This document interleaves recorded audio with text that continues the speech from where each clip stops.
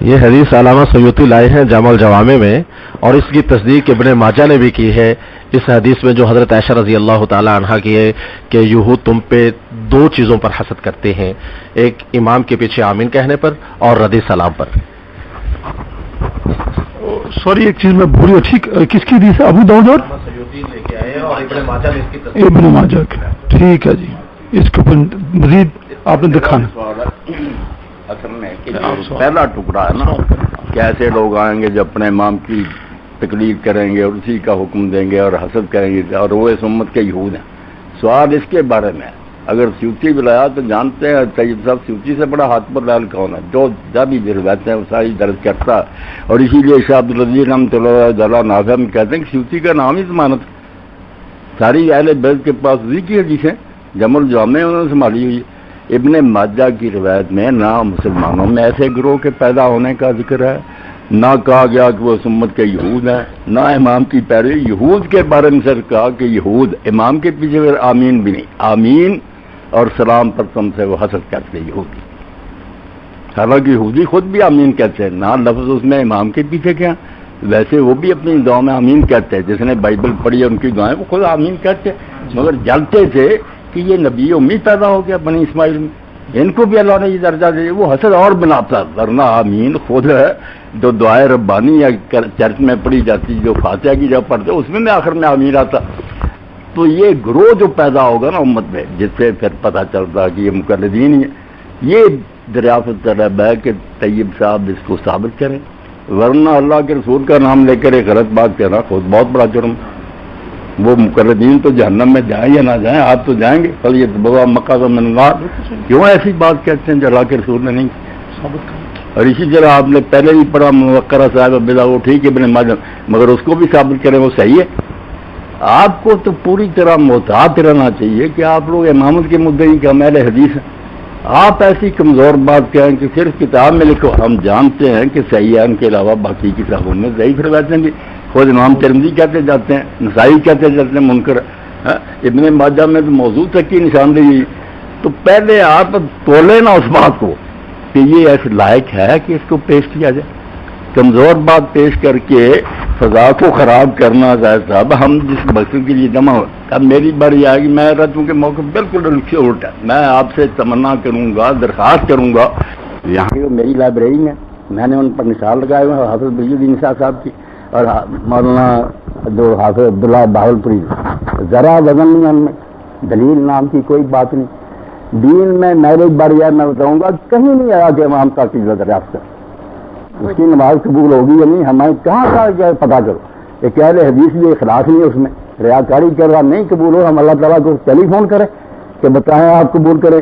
دین میں یہ بات نہیں آئی، اسی لیے روضۃ النبیہ میں نواب صاحب اور عارف الجازی میں، اسی طرح امام شوکانی محل میں کہا یار یہ مسئلہ درست ہے کہ ایک شخص کلمہ گو آپ اس کے عقیدہ کا کیوں پتہ کریں، صرف یہ قبلہ روکا باوضو ہے، نماز پڑھ رہا، جیسے مصطفیٰ صاحب نے کہا، خود رسول اللہ نے کہا کہ وہ بے وقت پڑھیں گے، ایسی حدیث میں کاٹ چھانٹ کر پڑھیں گے بے وقت، کیونکہ لوگ عاشق سے اول وقت سے، یہ عادہ نہیں، یہ تو ہے کہ دوبارہ نہ ایک باری نفل نماز ہو جائے گی، ورنہ نماز پہلی ہوگی جن کے انہوں نے گھر میں پڑھ لی، فرمایا وقت پر پڑھ لو اگر تم اول وقت کے شوقین ہو، مگر مسلمانوں کے کلمہ کو متبر کر رکھنے کے لیے ایک نماز ان کے پیچھے بھی جا کر پڑھو، اختلاف نہیں ہے برداشت کر سکتا۔ حضور نے یہ کہا، یہ نہیں کہ منافقت یہ دکھاوا، کوئی بات نہیں، یہ پڑھ کر دورانی کہ پڑھی ابتدا میں پھر پڑھنا، یہ بالکل دین میں نئی ایجاد ہے، اور یہ متشدد مقررہ نے گھڑی ہے، ہماری نماز نہیں پڑھنی، پھر کیوں پڑھنی، ایک نماز تو پڑھی اللہ نے سود لینا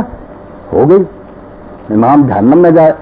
منافق پڑھاتے تھے صحابہ کرام، ان کے پیچھے پڑھتے، میں حوالے دوں گا کہ خارجیوں سے بڑھ کر نصوص کا کوئی منکر نہیں، یہ جیسے ظاہر صاحب نے کہا یہ تو تعبیر سے انکار کرتے ہیں، یہ نہیں کہتے کہ ہم نص نہیں مانتے، کہتے ٹھیک ہے، مگر جیسے آپ اہل حدیث عالم کے پاس جاتے ہیں اس سے پوچھتے ہیں، وہ بتاتا، آپ یہ نہیں کہتے کہ اس نے گھر سے بتائی ہے، کہتے ہیں اس نے اللہ رسول کی بات بتائی۔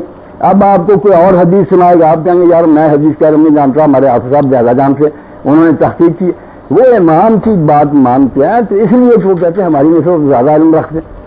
کوئی ایک مقرر نہیں ملے گا جو خدا کی قسم نہ علماء ہے یا درد حضور کی بات نہیں ہم نے مانی، ایسا کیا کر وہ اسلام میں رہیں گے؟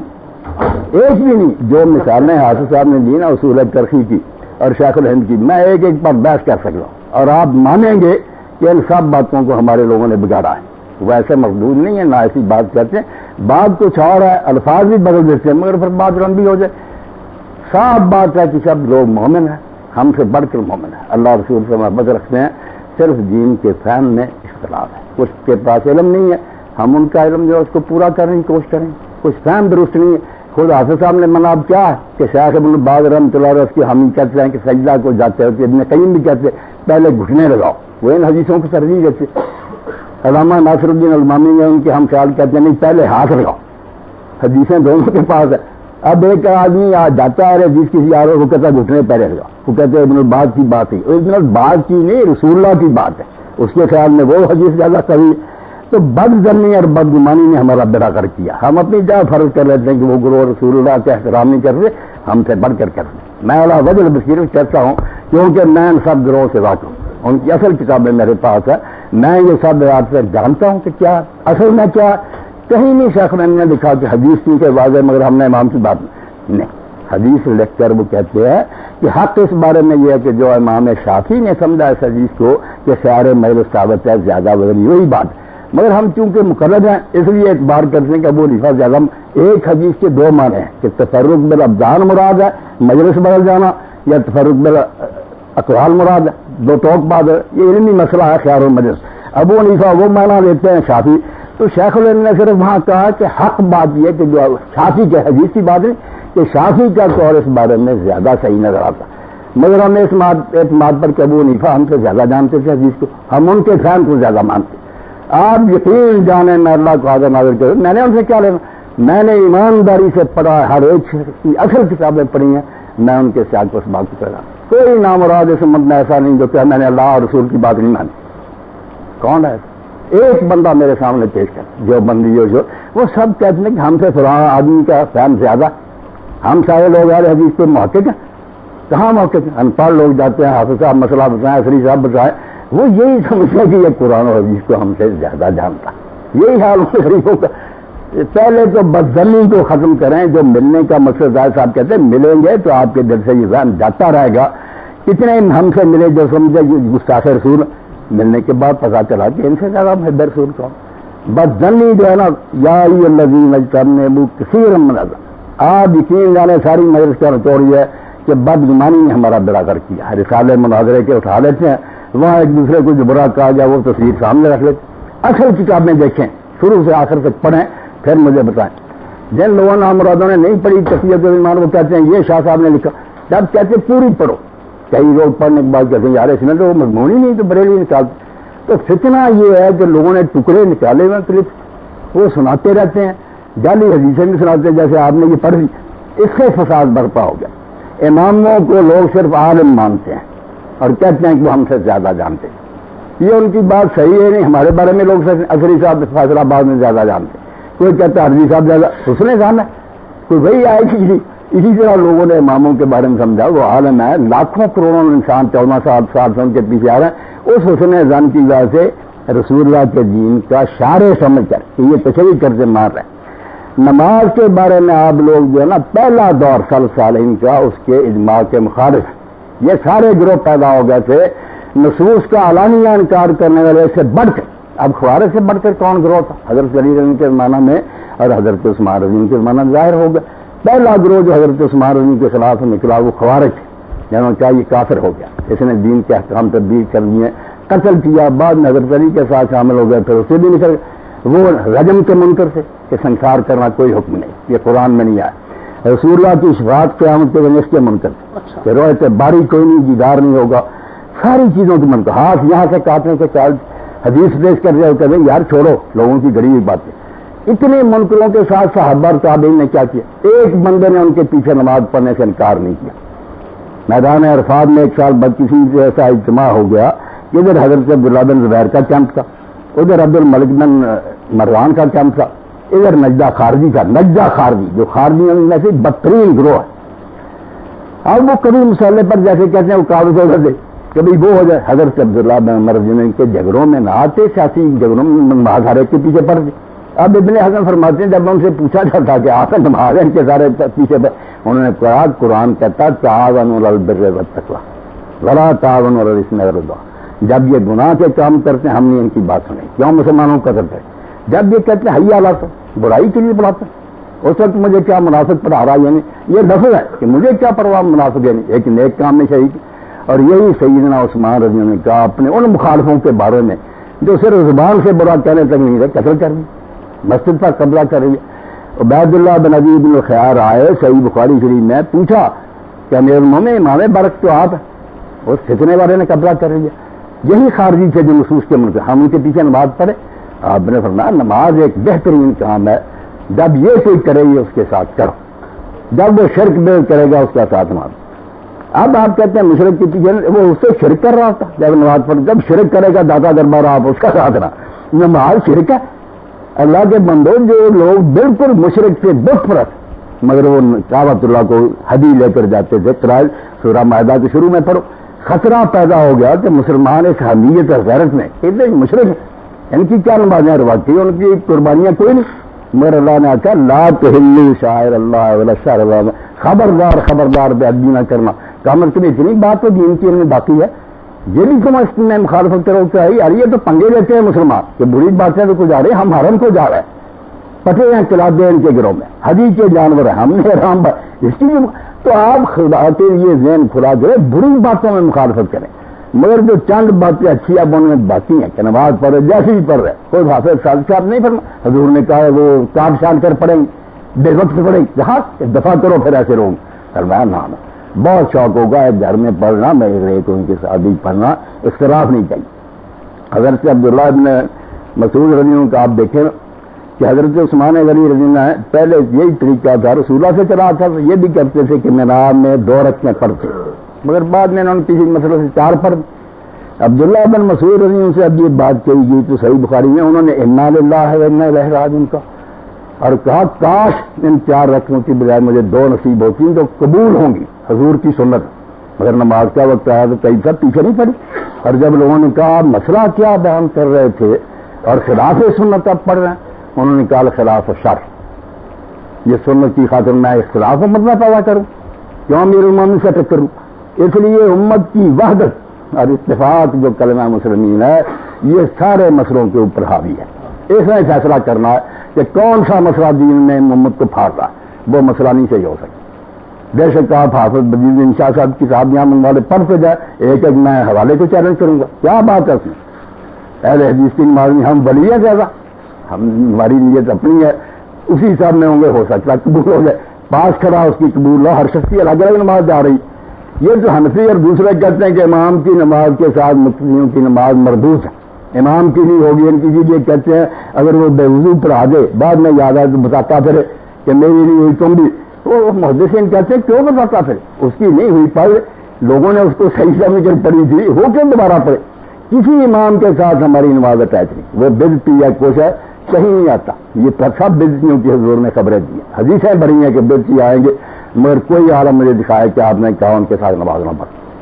نماز چھوڑنے کی اجازت نہیں ہے خدا کے لیے. یہی تو مسئلہ، اور مسئلے کیا ہے، دعوتیں کرو. نماز ہے مسلمانوں کو جوڑنے والی. اگر کوئی شخص بتائے کہ خوارج نکلے، روافض نکلے، معتزلہ نکلے، جہمیہ نکلے، کسی امام اور عالم نے ان کے پیچھے نماز نہیں پڑھی، صحابہ حوالہ دے.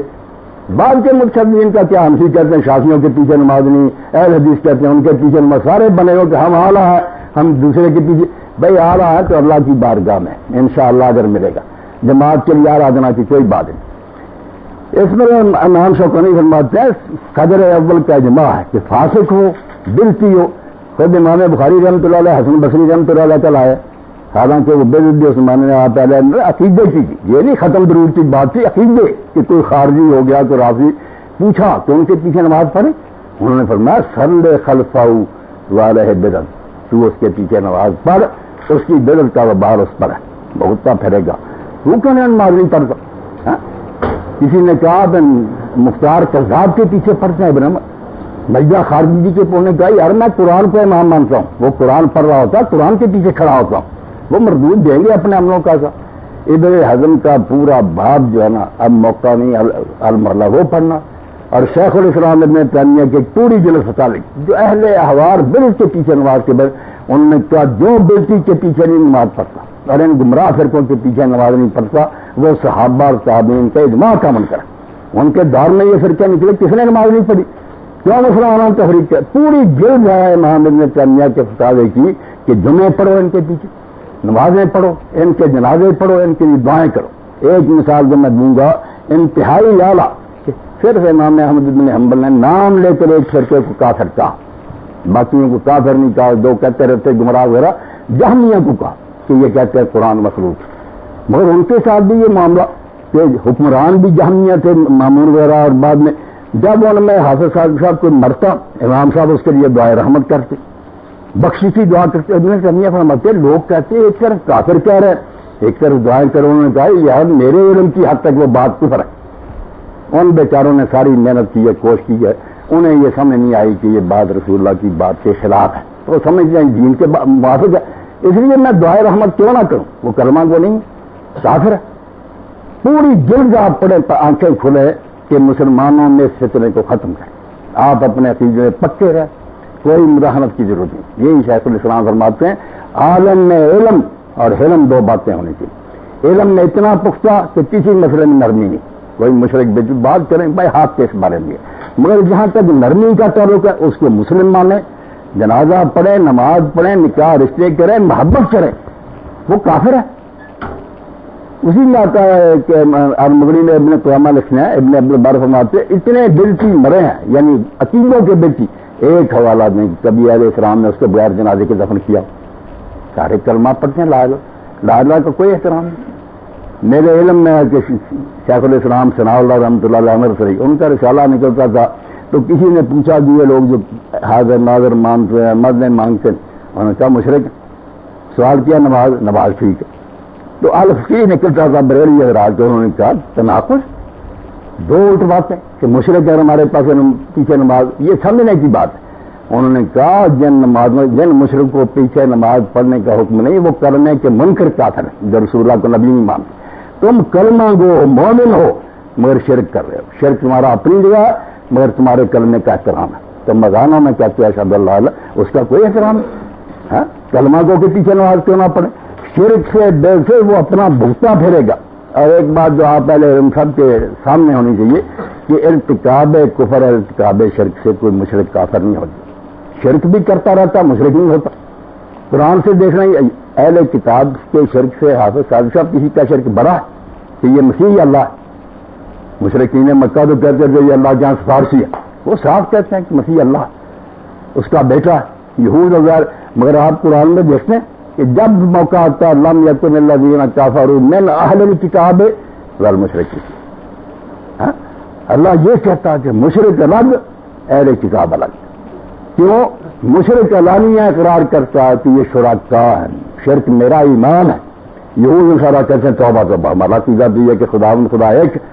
بے وقوفی سے شرک بھی کرتے جا رہے ہیں, تعویل سے اس کو توحید بھی بناتے ہیں. تو پتہ چلا کہ کھلا شرک کرنے والا بھی ہو مگر تعویل کرتا, وہ بیچارہ کو بہانہ بناتا ہو کہ شرک پر لعنت ہے. میں سر پھوڑ دوں گا جس نے مشرک کا, وہ اس کو سمجھے یہ تعظیم ہے اولیاء کی ہے گمراہی, وہ بدل نہیں جاتا شرک, مگر اس وجہ سے کہ وہ مغالطے ہیں. آپ نے مثال دی تھی میرے بھائی احسان نے کہ یہ پولیس والے معافی, پولیس الگ ہے, اللہ قادر عدل ہے. وہ جاہل کو مانتا کہ یہ غریب مسئلہ نہیں سمجھ سکا. صحیح بخاری میں حافظ صاحب بیٹھے کہ صفت الہی کا اس نے انکار کیا. قدرت آدمی جب تھا وہ کفن چور تھا, کوئی نیکی نہیں کی, مرنے کے وقت اس نے اپنی اولاد سے کہا میں تمہارا کیسا باپ تھا؟ انہوں نے کہا آپ تو بڑے شفیق باپ, بہت نیک. تو انہوں نے کہا پھر بچہ مجھ سے نیکی نہیں ہوئی, میں جب مر جاؤں نا تو جلا کر میری راکھ ادھر ادھر بخیر دینا, اگر اللہ نے مجھ پر قابو پا لیا تو میری نجات نہیں ہوگی. اب قدرت کا انکار کیا اس میں حافظ بن حجر فرماتے ہو صاف کہ اگر بخیر دے گا پھر نہیں اللہ پکڑ سکے گا, مگر اللہ نے پکڑ لیا. تو پوچھا تم نے ایسا کیا کیوں کیا؟ کہا ڈر گیا, تیرے خوف سے کہا بخش دیا. اس لیے جاہل کو اللہ رعایت دیتا ہے. آپ کیوں کہتے ہیں یہ لوگ جاہل نہیں ہیں؟ ہمارے والے جس میں 99% جاہل, نہ قرآن پڑھ سکتے ہیں نہ حدیثوں کی وہ تشریح کر سکتے ہیں. جو بے خبر لوگوں کو اللہ کے لیے رعایت دیں اور علماء کے بارے میں حسن ظن کریں کہ وہ نہ کافر ہے نہ مشرک ہے. بات سمجھنے میں اختلاف ہو جاتا. ہمارے اپنے علماء میں اب حافظ باغلی صاحب کہتے ہیں کہ رکوع کے بعد یہ دعا ثابت نہیں قنوت کی, دوسرے آتے ہیں یہ بھی ثابت ہے. تو یہ علمی باتیں جو ہے اس سے ایک دوسرے کو کافر کہنا چاہیے، اسلام سے نکالنا چاہیے. تو پہلے تو یہ تکفیر جو ہے نا کہ کوئی گروہ ان میں سے میں ان کی طرف سے قسم اٹھاتا ہوں کہ کافر نہیں، نہ وہ آیات کے منکر ہیں نہ حدیث کے منکر ہیں، اس کے فہم میں اختلاف ہے. اصول کرسی کی بڑی بات ہوگی منوال ہے، میں تشریح کروں گا کیا کہا انہوں نے غلط. ہم بھی کہتے ہیں کہ جو ہم بیان کر رہے ہیں اس کے خلاف جو آیت حدیث آئے گی اس کو آیت حدیث سمجھ لیں کہ یا یہ منسوخ ہو چکی یا اس کے مقابلے میں یہ نہیں کہ ہماری گڑی ہوئی بات نہیں، جو ہم نے قرآن حدیث سے سمجھا ہے وہ بھی کہتے ہیں کہ ہمارے صاحب نے حنفی علماء نے سمجھا قرآن و حدیث ہے وہ، اس کے مقابلے اگر کسی نادان کو شک پڑے کہ ادھر تو یہ حدیث، وہ پھر سمجھ لے کہ یا اس کے معارض کوئی اور حدیث ہے اس سے اعلیٰ جو علماء کو پتہ ہے، یا یہ چیز پہلے کی بعد میں منسوخ. وہ مسئلے سمجھاتے ہیں، ہر گروہ سمجھاتا کہ ہمارے خلاف اگر بات آئے تو اس کو بھائی اس طرح حل کر لینا. یہ نہیں کہ ہماری بات ہے، بات اللہ رسول کی ہے مگر ہمارے سمجھی. تو یہ بات سارا لمبی ہو جائے گی، ورنہ ایک ایک نقطے پر تھا کہ ظاہر صاحب بلاتے ایک ایک بات پر بحث ہوتی ہے، ایک ایک ذہن پورا ہوتا، جس کے ذہن میں کوئی خلنان ہے وہ پیش کرتا، اور میں اللہ کے فضل کے سامنے بیان کرتا کہ ہمارے اپنے عقائد اور جو مسلمان ہیں بالکل صحیح ہے، ہمیں اس میں ذرا شک نہیں. علم ہمارا پختہ ہے مگر علم ہے. امام غازی میزان میں لکھتے ہیں بدعتی راویوں کے بارے میں کہ یہی فرق ہے کہ اہل بدعت جو ہے نا خارجی راوی وغیرہ یہ ہمیں اہل سنت کو اہل حدیث کو کافر کہتے ہیں، نمازیں چھوڑتے ہیں. شیخ الاسلام نے اتنی بڑی کتاب لکھی میراث سنت فصل لکھی ہے کہ ہم خارجیوں کو رافضیوں کو ان گروہوں کو کافر نہیں کہتے، ان کے پیچھے نمازیں پڑھتے ہیں، ان کو بھائی ان ظالموں کا کام ہے کہ پہلا تنقی یہ چراتے ہیں کہ یہ دوسرے گروہ جو نا اہل حدیث یا اہل سنت یہ ہمارے بھائی نہیں. یہ بدینوں کا طریقہ ہے. اہل سنت کا یہ کہ مسئلہ اپنا پکا سمجھانے کی کوشش کرو مگر ان کو سمجھو کہ دینی بھائی جہالت کی وجہ سے پھنسے ہوئے ہیں، مغالطہ اس سے انہیں نکالنا، اور نماز کا رشتہ کبھی نہیں ختم کرنا. حافظ بریلوی صاحب کی امام سے یہ عقیدہ ہونا چاہیے یا حضرت عبداللہ صاحب کی، یہ تو مفروضہ کہ ہم چونکہ عقیدے میں اعلیٰ ہیں، یہ اعلیٰ ہیں تو بسم اللہ اللہ اگر دے گا. مگر یا کسی جگہ آیا کہ امام اگر عقیدے میں اعلیٰ دوسرے کے پیچھے نہ نماز پڑھے، یہ خود ملا لیا ساتھ کہ کئی ادنا ہوں گے. مگر حافظ صاحب اعلیٰ آدمی مسجد کا اندر تھوڑا پڑا وہ اعلیٰ ادنا الگ بات ہے مگر نماز نہیں ہے اس کے پیچھے پڑھنی، یہ تو تکبر ہے. تکفیر سے توبہ کریں کہ کسی کرما گو کے بارے میں یہ نہ سوچیں کہ وہ کافر ہے، حسن نظام سے کام لیں. اور جو ہے نا وہ بات کرتا ہے اس کی توجہ اس سے پوچھ کیا آپ بتائیں آپ کا مطلب اس بات سے کیا، پتا چل جائے گا کہ وہ مانا ہی نہیں ذہن میں رکھتا جو آپ رکھتے ہیں. اور یہ ہے کہ نماز نہیں پڑھنی اس کی کوئی دلیل نہیں. عقیدہ کچھ ہو آپ مجھے وہ آیت اور حدیث بتائے جہاں کہا گیا کہ امام کی پہلے پتا کرو کہ قبول ہو گئی ہے، کسی نئی جگہ نہیں ہے. پھر وہ شریعت کے مطابق قبلہ روکو، قرآن صحیح پڑھے، رکوع سجدے کرے.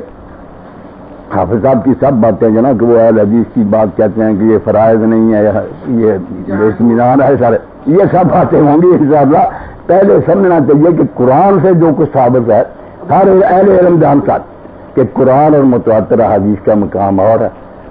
ضدی لوگ تو ہر شے کو ایک کہہ دیں گے مگر اہل علم جانتا ہے کہ جس طریقہ سے قرآن تواتر سے اور لفظی الفاظ سے آیا متواتر دوسری روایتیں نہیں ہے، فرق کرنا پڑا حکم میں کہ یہ فرض کے درجے کا، یہ واجب ہے. کسی نے نہیں کہا کہ اگر اطمینان نہ اور تعدیل نماز ٹھیک ہے. میں حافظ صاحب کی خدمت میں ڈھیر لگا دوں گا امام بولیے کہ واجب ہے، فرض کی بجائے اس کو واجب کا درجہ دیا کہ جان بوجھ کر چھوڑتا دوبارہ نماز پڑھی. کیوں اس نے ایسی نماز پڑھی؟ حدیث کو بھی انہوں نے اپنی جگہ پڑھی. مثلا کہتے ہیں جس طرح قرآن یقینی ہے اتنے یقین سے یہ راویوں کی باتیں ہم تک نہیں پہنچی. اگر حضور سامنے ہوتے جیسے اپنے دور میں قرآن اور حدیث برابر سے، اب راوی درمیان میں آ گئے. حافظ صاحب کہتے ہیں یہ قوی راوی، زبیر کہتا ضعیف ہے. یہ بے رسولہ کی بات نہیں رد کر رہا، کوئی راوی پر عدم اعتماد کر رہا ہے. سوال آپ کریں بڑی خوشی، بعد میں دان کرنے سے پہلے جوش میں کہہ گیا، ورنہ مجھے چاہیے تو تھا کہ اپنا موقع پہلے دان کرتا مگر آ گیا موقع. اسحاق صاحب فیصل آباد سے جو اپنا موقف پیش فرما رہے تھے، انہوں نے ایک اپنے گفتگو میں فرمایا ہے کہ نماز ہو سکتی ہے کوئی بھی ارتکاب شرک سے یا ارتکاب کفر سے کافر یا مشرک نہیں ہوتا. السلام نہ کرے. ہاں یہ شرک ہے اور میں نے شرک تا وقت کہ وہ اقرار لسان نہ کرے, اقرار باللسان نہ کرے. ہاں کرے شرکی مگر کہ نہیں میں شرک دیتا ہوں. اور پھر ان کا ایک موقف کہ قرون اولیٰ میں کوئی ایسی مثال نہیں ملتی کہ کسی بھی صحابی نے صاحب بدعت کے پیچھے نماز پڑھنے سے انکار کر دیا ہو. میرے ذہن میں ایک بات ہے کہ جی ہاں, اب میرا یہ سوال ہے کہ حضرت مولانا اسحاق صاحب سے کہ مجاہد عبداللہ بن عمر رضی اللہ تعالی عنہ کے خادم کسی مسجد میں یہ دونوں گئے تو وہاں ایک شخص نے اذان کہی, اذان پڑھنے کے بعد وہ باہر نکل کے آوازہ لگانا شروع کر دیا صلات کا. تو عبداللہ بن عمر رضی اللہ تعالی عنہ نے اس مؤذن سے پوچھا کہ یہ تو کیا کر رہا ہے؟ اس نے کہا میں تو یہی کروں گا. انہوں نے کہا یہ تو بدعت ہے, یہ تو اسلام میں ایسا عمل نہیں ہے.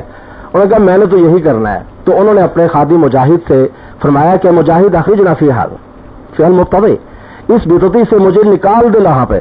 اور مجاہد فرماتے کہ لا یصلی فی, انہوں نے وہاں نماز نہیں پڑھی. اس کے بارے میں حضرت اسحاق صاحب کیا فرماتے ہیں؟ بہت اچھی بات ہے. میں یہی چاہتا ہوں کہ آپ کھلے دل سے پوچھیں کیونکہ یہ موقف ایسا ہے جو گم ہو. شیخ الاسلام کی پوری جلد اس قابل ہے کہ سارے علماء پڑھیں. وہ صرف احد الاہواء والبدع کے پیچھے نماز کے بارے میں اتنے حوالے اور فتوے دیے ہیں کہ بے شک بدعتیوں کو جب تک یہ کلمہ پڑھ کے نماز سے جو انکار کرے گا نہیں ان کے مطابق وہ جلدی یہ پاس ہے. یہ پوری جلد جو ہے نا اسی پر جتنے فتاوے سے ایک جگہ اکٹھے کرے 22ویں جلد. اور یہ میں ابن حزم کا بھی ایک حوالہ پڑھ دوں پھر آپ کا سوال. وكان ابو العمر يصلي خلف الحجاج ونجدہ, حجاج کے پیچھے پڑھتے تھے جو عملاً فاسق تھا ظالم, و نجدہ, اور خارجی کے پیچھے پڑھتے جو میں نے کہا کھلے نصوص جو تھے نا کہ رجم, شفاعت, دیدار باری, ایسی سب چیزوں کے منکر عقائد کے احدہما خارجی والثانی افسق البریہ. ابن حزم فرماتے ہیں ایک خارجی یا نامراد, ایک ساری کائنات سے بڑا فاسق ہے. آگے پھر لکھتی ہیں کالا, یہ خود ابن حزم ہے, ما نار مہد من صحابت رجلم امتنا من الصلاۃ خلف المختار و عبید اللہ ابن زیاد والحجاج. ایک صحابی بھی ہمارے علم میں نہیں جس نے انکار کیا ہو کہ میں نے مختار کے پیچھے نہیں نماز پڑھی. حالانکہ مختار کا زیادہ آپ جانتے, خود حضور نے پیش گوئی کی تھی اور بڑے بڑے اس نے غلط دعوے کیے. اور عبید اللہ ابن زیاد الحجاج, اور ساتھ لکھتے ہیں ولا فاسق کا افسق من ہاؤلا, ان سے بڑا فاسق کون پیدا ہوگا؟ عقیدے کے بھی گندے اور عمل کے بھی گندے, نماز ان کے پیچھے پڑھی ہے. وقال اللہ قد قال اللہ عز وجل وتعاونوا علی البر والتقوى ولا تعاونوا علی الاثم والعدوان, کہ نیکی کے کام کے لیے کو بڑھایا کہ آؤ نماز پڑھیں, آؤ مکہ میں حج کریں. آپ کیا کریں گے؟ بریلوی کہہ رہا, اس وقت میں ایک بات کہہ رہا, جب کا شرک کرو اس وقت ساتھ نہ دو. جیسے حضرت عثمان رضی اللہ تعالیٰ نے فرمایا کہ نماز ان الصلاۃ احسن ما یعمل الناس فاذا احسن الناس فاحسن ما فاذا اخاؤ فاجتنب الصواب. آپ کا سوال بالکل مت صفحہ نمبر یہ 213 214 المحلہ چوتھی جلد, المحلہ ابن حزم کا. اور یہ شیخ ہے, یہ فتاوی جو ہے نا مجموع فتاوی شیخ ہے. آپ کا موقع ہمارے سامنے آ گیا ہے, مزید کچھ بات کرنا چاہتے ہیں تو مختصر طور پر آپ بیان کرتے ہیں.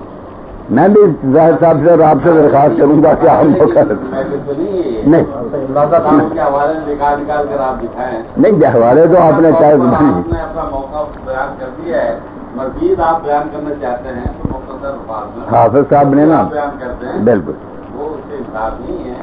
آپ مزید کرنا چاہتے ہیں کریں, لیکن اختصار.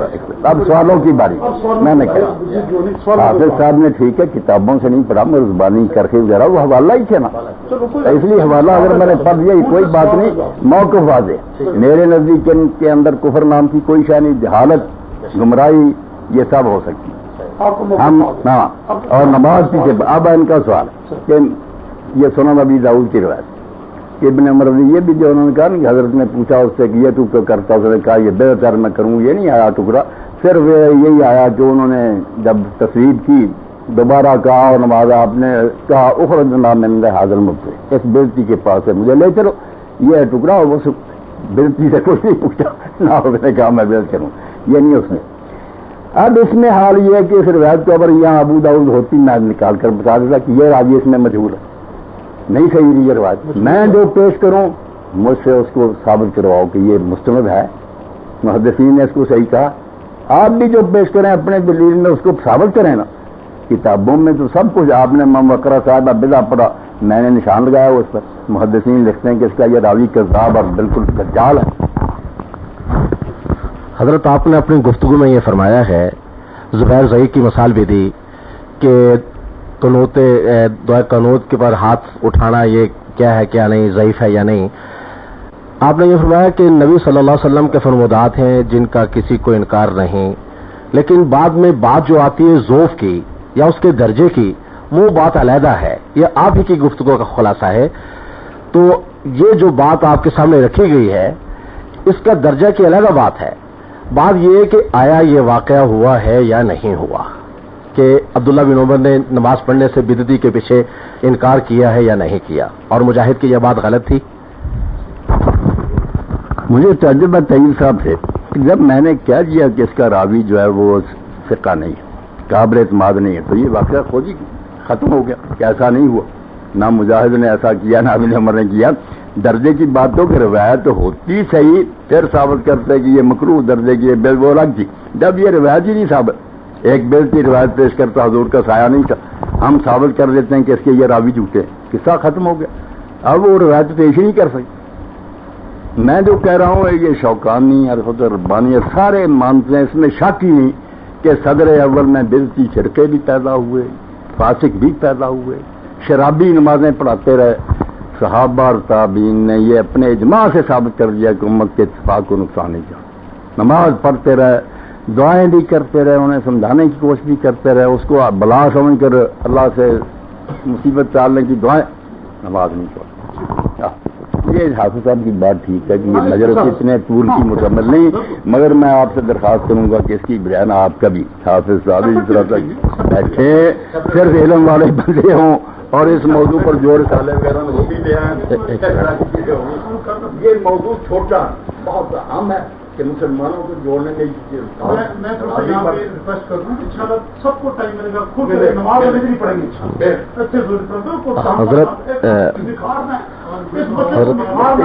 طیب صاحب ان بیت کی لوگوں کا رات کوئی نہیں، لوگ میرا یہ ابہام نکال لینا چاہیے، ابہام نکال لینا چاہیے۔ ایک ساتھ جواب ایک ساتھ سے، سوال بھی اختصار سے ہوگا اور جواب بھی اختصار سے۔ حضرت عثمان ذی نورین رضی اللہ تعالیٰ عنہ کے یہ ترمذی شریف میں غالباً ہے کہ ایک شخص کا جنازہ لایا گیا، میت لائی گئی اور نبی صلی اللہ علیہ وسلم سے یہ التجا کی گئی کہ یا رسول اللہ جنازہ پڑھ دیجئے، تو آپ نے پوچھا یہ کون ہے؟ فلاں فلاں ابن فلاں۔ تو بھائی یہ وہ تو شخص نہیں ہے جو عثمان کو گالی دیتا ہے یا اس کے خلاف ہے؟ تو انہوں نے کہا جی وہی ہے، تو آپ نے جنازہ پڑھنے سے انکار کر دیا۔ تو اس کے بارے میں آپ کا کیا موقف ہوگا؟ اب اس بارے میں طیب صاحب نے بالکل بے خبری کا مظاہرہ کیا، ترمذی میں ساتھ ہی لکھا ہوا کہ اس کا یہ راوی نہیں ٹھیک قابل، ساتھ ہی لکھا کہ یہ قصہ بھی کوئی نہیں ہے۔ جو جنازے آپ نے نہیں پڑھے وہ بدعتیوں کے نہیں یا مشرکوں کے نہیں، وہ ایسے لوگ جن کی کوتاہی مثلا قرض نہیں ادا کیا، نہ قرض ادا کریں کے لیے کوئی چھوڑ گئے، اس وقت ریاست بھی مضبوط نہیں تھی، بیت المال آپ پھر کہتے تھے اگر یار اس نے قرض سر لیا نا اور کچھ چھوڑ کر نہیں میں نہیں پڑھوں گا، مگر لوگوں کو کہہ دیتے تھے کہ اپنے بھائی کا پڑھو۔ مگر یہ بھی اس وقت طیب صاحب بہت ایک قیامت سمجھی جاتی تھی کہ اللہ کے رسول نے دعا کرنے سے انکار کر دیا، کوئی مسلمان کھڑا ہو جاتا یا رسول اللہ میں نے اپنے ذمہ لے لیا، تو قرض بھی ادا ہو جاتا تھا، جنازہ بھی پڑھا جاتا تھا۔ ایسے لوگ تھے یا جنہوں نے خودکشی کر لی، بدعتیوں یا مشرکوں کی کوئی بات نہیں کی، اس وجہ سے نماز جنازہ نہ پڑھے کہ دوسرا فرقہ فرقوں کی آپ نے پیش گوئیاں کی۔ خارجیوں کے بارے میں تو واضح صاف کہا کہ وہ دین سے نکل جائیں گے، یہاں رکونا میں دین، مگر کسی صحابی اور عالم نے ان کے پیچھے نماز اس حدیث کی تعویل کر لی کہ دین سے مراد حاکم وقت کی اطاعت ہے، کہ خلیفہ سے باغی ہو جائیں گے، ان کو مسلم سمجھ رہے۔ خطابی لکھتے ہیں کہ علماء اسلام کا اجماع ہے کہ اپنی گمراہی کے باوجود وہ مسلم ہیں، ان کے پیچھے نماز پڑھی جائے گی، ان کے ساتھ نکاح رشتے کیے جائیں گے، وراثت دی جائے گی۔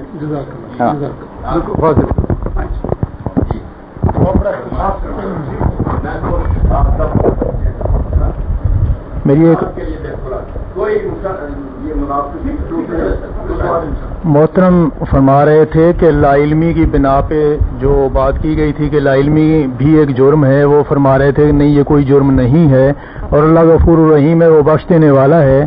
تو دوسری بات یہ انہوں نے فرمائی کہ ہر بندہ اپنے طور پہ اس کی تشریح کرتا ہے۔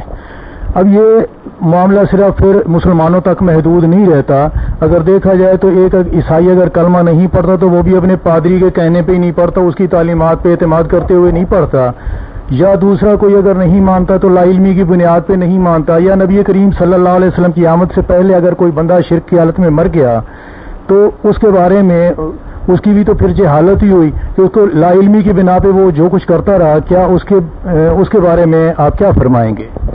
اس میں تکراتی نہیں، وہ بھی ٹھیک ہے کہ اگر وہ کوشش کر سکتا تھا اور کسی عالم دین کی طرف کیوں نہیں کیا، اس کوتاہی کی بھی سزا ملے گی۔ میں اس کی بات کر رہا ہوں جس کو بیچارے کو موقع نہیں ملا یا عالم کی طرف گیا، وہ عالم ہی ایسا ملا جس نے کہا یہ دین ہی ہے، تو ایسے لوگ جو ہے نا ان کو اللہ وہ سزا نہیں دے گا جو جاننے والوں کو دے گا، جو جان بوجھ کر جمے ہوئے ان کو سزا اور ہوگی انادر جھوٹ سے۔ جو لوگ بیچارے اس طرح کے مقدمے ان کو اللہ تعالیٰ رعایت تو دے گا۔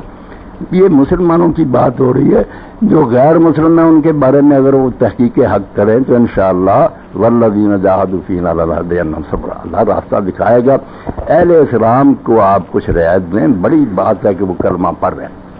میرے سامنے سیر الکبیر جس میں امام محمد رکھتے ہیں کہ اگر کسی جگہ حکومت خارجیوں کی، یہ خارجی مسلمان ریاست میں جیسے مسکت عمان ہی نہیں کا، اب بھی مسکت عمان نے اس کی اسٹیٹ جو ہے یہ وہاں کے حاکم، وہاں کے قاضی اور امام سب خارجی ہیں، نمازیں وہ پڑھاتے ہیں، ساری دنیا ان کے پیچھے پڑھتی ہے۔ تفسیریں جیسے میں نے تفسیر بھی 15 جلدوں کی ان کا صرف ایک ہی محکمہ دیتا، بڑی مشکل سے حاصل کی، فقہ بھی۔ تو وہ ایسے لوگ ہیں کہ عالم ہیں، شروع سے مسلم جو ہیں ان کا علیحدہ خیال رکھیں۔ تو امام محمد فرماتے ہیں اگر کسی علاقے میں ان کی ریاست ہو، کافر آ جائیں حملہ آور ہو کر، جیسے اب ہمارے مسلمان ملکوں پر کر رہے ہیں، اور وہ صحیح العقیدہ لوگ بھی ہوں، تو ان پر کیا فرض ہے؟ کہتے ہیں ان خارجیوں کا ساتھ دو، کم از کم اسلام کا نام تو بچا رہے۔ خود ایک کافر آ جائیں گے ٹھیک ہے، رسول اللہ کا نام ہی اس علاقے سے مٹا دیں گے، تم خارجیوں کو روکتے ہو، یہ بات میں نپٹتے رہنا، علاقہ اسلام کا بچاؤ۔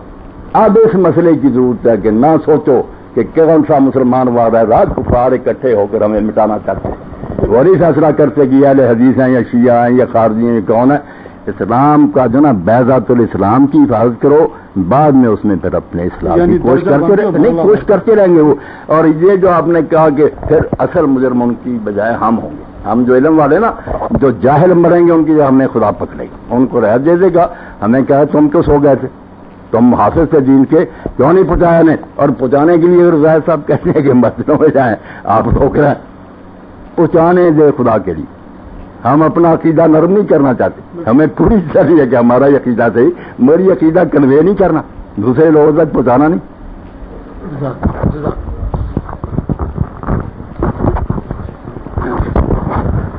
میرا نام صابر علی ہے جی، میں علی پارک سے تعلق رکھتا ہوں۔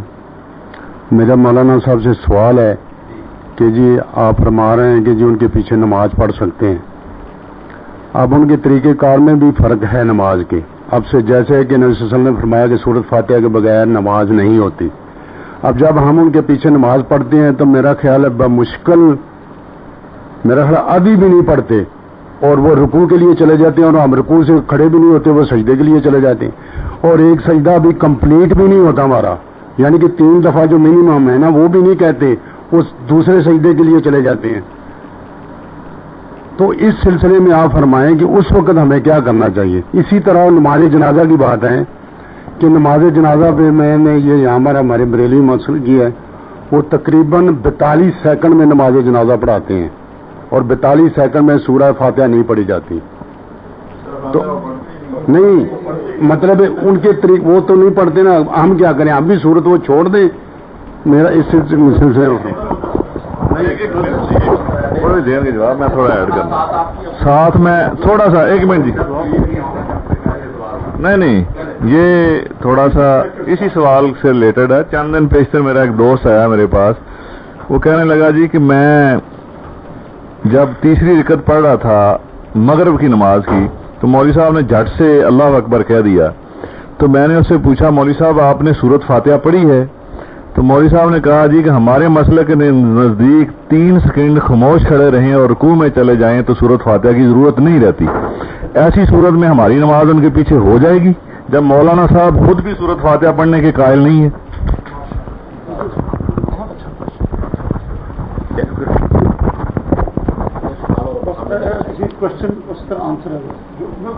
بڑی خوشی سے صاحب نہیں جی جو بات پوچھی نا کہ وہ سورہ فاتحہ نہیں پڑھنے دیتے کانٹ چھانٹ کر نماز پڑھتے ہیں، بالکل مسند احمد میں اللہ کے رسول علیہ السلام نے یہ پیش گوئی فرمائی کہ امام آئیں گے، وقت کا ہی نہیں صرف کہا نماز بھی ایسی پڑھیں گے کہ وہ پوری نہیں ہوگی، تم بیچارے ترستے رہ جاؤ گے.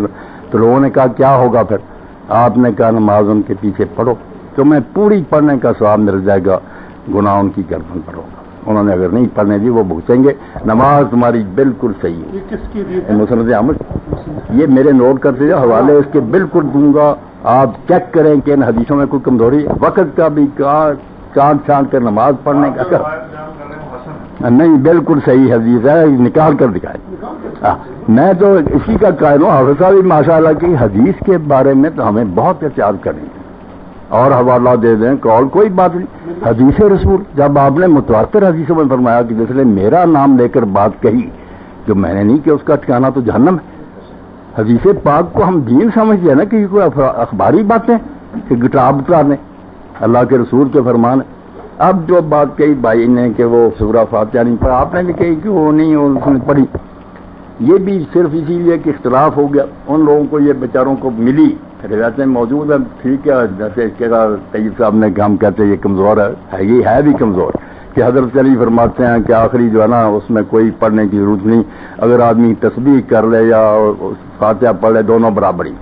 اگرچہ اینی اگرچہ کہتے صحیح نہیں مگر جو پہنچا کسی نہیں، میں کب بیان کر رہا ہوں ان کی، آپ سمجھے نہیں، ان کی طرف سے بتا رہا ہوں کہ وہ کیوں پھنسے ہوئے. میں نہیں کہہ رہا کہ ایسا کرنا چاہیے، میرا تو یہی ہے کہ فاتحہ پڑھنی چاہیے. خود اینی مجبور ہو گیا کہ یار رسول اللہ سے جب ثابت آپ سورہ فاتحہ پڑھتے تھے تو کیوں نہیں پڑھتے. مگر یہ حضرت علی کی روایت جو انہیں پہنچی ہمارے نزدیک نہیں تھی. آپ بات کریں گے نا کہ یہ ٹھیک ہے وہ الگ ہے. اب آپ پوچھ رہے ہیں کہ وہ کیوں یہ کہتے ہیں، پلیز ان کی دلیل ہے. نہیں ان کا کہہ رہا ہوں، وہ کہہ رہے ہیں ہم کیا کریں پھر؟ نہیں ہم پڑھیں گے، ہم کیا کریں؟ ہم پڑھیں گے. میں نے وہ حدیث سنا دی رسول اللہ کی کہ ہم پڑھیں گے، ان کو گناہ ہوگا، ان کو گناہ ہوگا. آپ نے وہ حدیث جو جس کو خود حسن کہا کہ وہ میں بھی کہتا ہوں وہ حوالہ دیا کہ آپ نے کہا کانٹ چھانٹ کر پڑھیں گے. تم ترستے رہ جاؤ گے کہ میری نماز نہ تمہاں فرمایا، تمہیں پورا ثواب ملے گا. گناہ ہونا اماموں کو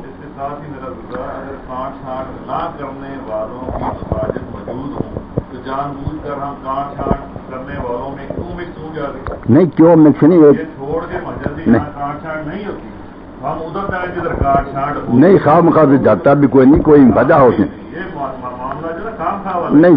سب توڑ لیں نا آپ دے دینا. میں کہ ایک سوال بھائی کا تھا کہ ہم سفر کر رہے ہیں، جو بندی نماز پڑھا رہا، اب وہ جان بوجھ کر کے نہیں گیا کہ حدیث مسجد چھوڑی، وہ ایسی صورتحال پیدا ہوئی کہ نماز ہی اٹھا رہا تھا تو پڑھنی ہے اس کے ساتھ. اگر موجود ہے پھر جا کے پڑھنے کی کیا نہیں کبھی ایسا بھی ہوتا نا آپ کی مسجد میں ہو گئی ادھر مل رہی ہے، نہ ہو ہم جان بوجھ کے پڑھنے جان بوجھ کر اگر تو پڑھتے نا کہ نماز ہی ان کے پیچھے بہت اعلیٰ پھر تو غلط قلب کے لیے میں نہیں پڑھے وہ بہت اعلیٰ اپنی چھوڑ کے تعریف قلب کے لیے اللہ کے رسول نے کیا نہیں کیا. دیکھیں نا صحیح بخاری چھوڑ کے ایک بار آپ کہہ رہے ہیں کہ کانٹ چھانٹ کرنے والوں کے آپ نا ذرا صبر کے تعریف قلب کتنی اونچی ہے.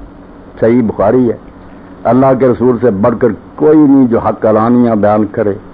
آپ کی خواہش تھی کہ بیت اللہ کو گرا کر اسی طرح بناؤں جیسے ابراہیمی بنا تھی، 2 دروازے ہو جائیں، نیچے کرسی لے آئے، یہ حتیم بھی شامل کر دیا جائے. یہ کویش کا آپ نے اما عائشہ رضی اللہ عنہا فرمایا کہ ظالموں نے اس طرح سے کر دیا، مگر خواہش کے باوجود فرمایا ایسا اگر میں یہ نہ سمجھتا کہ یہ لوگ نئے مسلمان ہوئے ہیں کوئی غلط مطلب نہ لینے، اس نے تو ابا کا گھڑی ڈھا دیا اس لیے چھوڑ دیے. بعد میں عبداللہ بن زبیر نے بنایا، پھر حجاج نے پھر پہلی طرح کا بنا دی. یعنی رسول اللہ کو جاننے کے باوجود بیت اللہ اور خواہش رکھنے کے ابراہیمی بنا پر کیا جائے. قریش نے جو اس میں احداث کیے ہیں بدعتیں ختم کی، مگر اسی لیے کہ فتنہ نہ. اس لیے اسلام میں یہ بہت مقدم سے ہے کہ چھوٹی چھوٹی قربانیاں دے دے اور مسلمانوں کو اکٹھا کرے, ان کی اصلاح کی کوشش کرے. اب جنازے کی بات بھی واضح کروں نا یار, جو بھی اٹھانا ہے جی انہوں نے جھٹکا کر دیا. صاحب سنیں بات, جھٹکا نہیں کرتے, انہیں اپنے مردوں سے کوئی دشمنی. آپ سورہ فاتحہ کہہ دیتے ہیں جو نماز فاتحہ نہ پڑھے اس کا جنازہ نہیں. اب جنازے پر اس کو چشمہ کر رہے ہیں. نماز تو رکوع کے بغیر بھی نہیں ہوتی, سجدے کے بغیر نہیں ہوتی, جنازے میں ہوتا ہی ہے. جنازہ جو ہے مجازن ہم اسے نماز کہتے ہیں, کوئی نماز نہیں. اس میں کھڑے کھڑے دعا کر رہے ہیں لوگ, اس لیے اس کے حکم کام جو نا اب صبر سے سنیں, یہ بے صبرے ہوئے پھر نہیں, ظاہر صاحب پھر علمی بات نہیں ہوگی, یہ تنز ہوگا, تنز ہوں گے. شیخ الاسلام ابن تیمیہ لکھتے ہیں, شمس القدیم وادی رحمۃ اللہ علیہ انہوں نے مبعوث میں لکھتے ہیں, حق یہ ہے کہ سورہ فاتحہ جنازے میں صرف سنت ہے, پڑھی جائے تو بہت ٹھیک, یہ فرض نہیں, دوسری نماز والا حکم نہیں. اور صحابہ کرام میں سے کئی بالکل نہیں پڑھتے. ابن عمر نہیں پڑھتے تھے, ابو ہریرہ نہیں پڑھتے تھے, وہ ویسے ہی سنا کرتے تھے. موطا نکال کر دیکھ لیں, سورہ فاتحہ نہیں پڑھتے تھے. سورہ فاتحہ حنفی بھی کہتے ہیں اگر دعا کی نیت سے پڑھو تو اچھا, تلاوت نہیں یا اصل نماز میں, نہ یہ رکوع سجدے والے, یہ علمی باتیں. تو اگر صرف ثنا پڑھ لے اللہ کی کوئی تعریف, بعد میں خود حضرت ابو ہریرہ سے کہا کہ آپ کس طرح جنازہ پڑھتے ہیں؟ انہوں نے کہا جب رکھتے ہیں میں تکبیر کے بعد اللہ کی حمد کرتا ہوں, حمد اللہ تعالی, پھر حضور پر درود بھیجتا ہوں, پھر دعا کرتا ہوں, ختم ہو جاتا. اب دعائیں ہم ٹھیک ہے لمبی اگر پڑھیں, بسم اللہ پڑھیں, مگر کون نہیں جانتا کہ یہ دعائیں جو ہیں یہ حضور نے الگ الگ جنازوں میں پڑھی. ہماری طرح ایک جنازے میں 45 منٹ کا ہے, کوئی بھی نہیں دکھا سکتا. یہ ہم نے خود ہی ملا رہی, ایک دعا ہی کافی اگر وہ خلوص سے پڑھی جائے. اب آپ دیکھیں صحابہ کرام کا میں حوالہ دوں گا, وہ حنفیوں سے بھی چھوٹی پڑھتے تھے جام میں, اور یہ علم والے لوگوں کو معلوم ہے کہ اس میں پلس ہوا. کوئی جنازے کی دعا مقرر نہیں, جو جی چاہے پڑھ سکتا. اور حضرت صدیق اکبر جو ہے اتنا ہی کہتے تھے تیسری تکبیر کے بعد, اللہم ھذا عبدک اسلمہ الاہل والآل والعشیرہ والذنب عظیم وانت الغفور الرحیم. یہ تیرا بندہ ہے, اس کے بارے میں تو مالک ہے, جو چاہے فیصلہ کرے. اس کے خاندان نے, بیٹوں نے, رشتہ داروں نے اب اس کا ساتھ چھوڑ دیا, کوئی اس کے ساتھ حمایتی نہیں ہے, گناہ اس کے بڑے ہیں, تو بخشنے والا اور مہربان. اسی پر ختم کر دیتے. ابن عمر اتنا ہی کہہ دیتے اللہ مبارک کیے صلی اللہ علیہ وغفر لہ وارد ہوگا رسول کا محمد صلی اللہ علیہ وسلم. تو کوئی بات نہیں, جھٹکا کسی نے کیا کرنا. ہاں دل میں بالکل یہ نا, آپ مصنف ابن ابی شیبہ نوٹ کریں, مصنف ابن ابی شیبہ, اور یہ المحلہ بھی, المحلہ کی بھی جلد جو ہے نا جناز کی. میں اللہ گواہ آپ میں یہ نہ سمجھ, میں ان کا وکیل ہوں, جانتا ہوں کہ سب کے مسئلے کر پڑے نا, اور خدا سے ڈر کر نیت یہ ہو کہ لوگوں کو اکٹھا کرنا, پتہ چلے گا کہ سب لوگوں کی بنیاد ہے. لکل نصر سی, بڑی بڑی مضبوط بنیادیں ہیں. ہم آپ زیادہ بہتر سمجھیں, ہمارا راجے ہے مسئلہ بس, اور یہ کفر ایمان کی بحث نہیں. یعنی فوقیت کا وہ کہہ رہے ہیں, فوقیت کا مسئلہ ہے, یہ کفر اور اس کی بحث نہیں.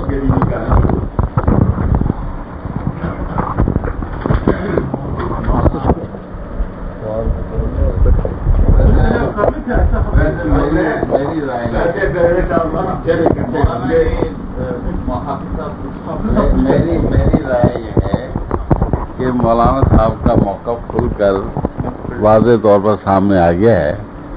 اب یہ سوال جواب, یہ تو اگر آپ رات کے 12 بجے تک بھی لگے رہیں گے نا تو یہ کبھی ختم نہیں ہوں گے.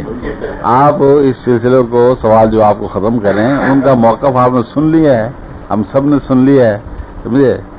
تو اس سے بہت سی باتوں سے اختلاف کیا جا سکتا ہے, جواب دیا جا سکتا ہے, لیکن یہ بہت اس کو بحث کو لمبا نہیں کرنا چاہیے. ان کا موقف سامنے آ گیا ہے.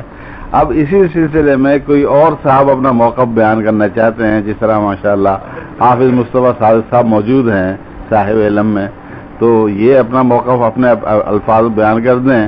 اس میں ان کے کچھ حوالوں کی وضاحت اگر کرنا چاہیں تو یہ کر سکتے ہیں, وہ ممنوع نہیں ہے.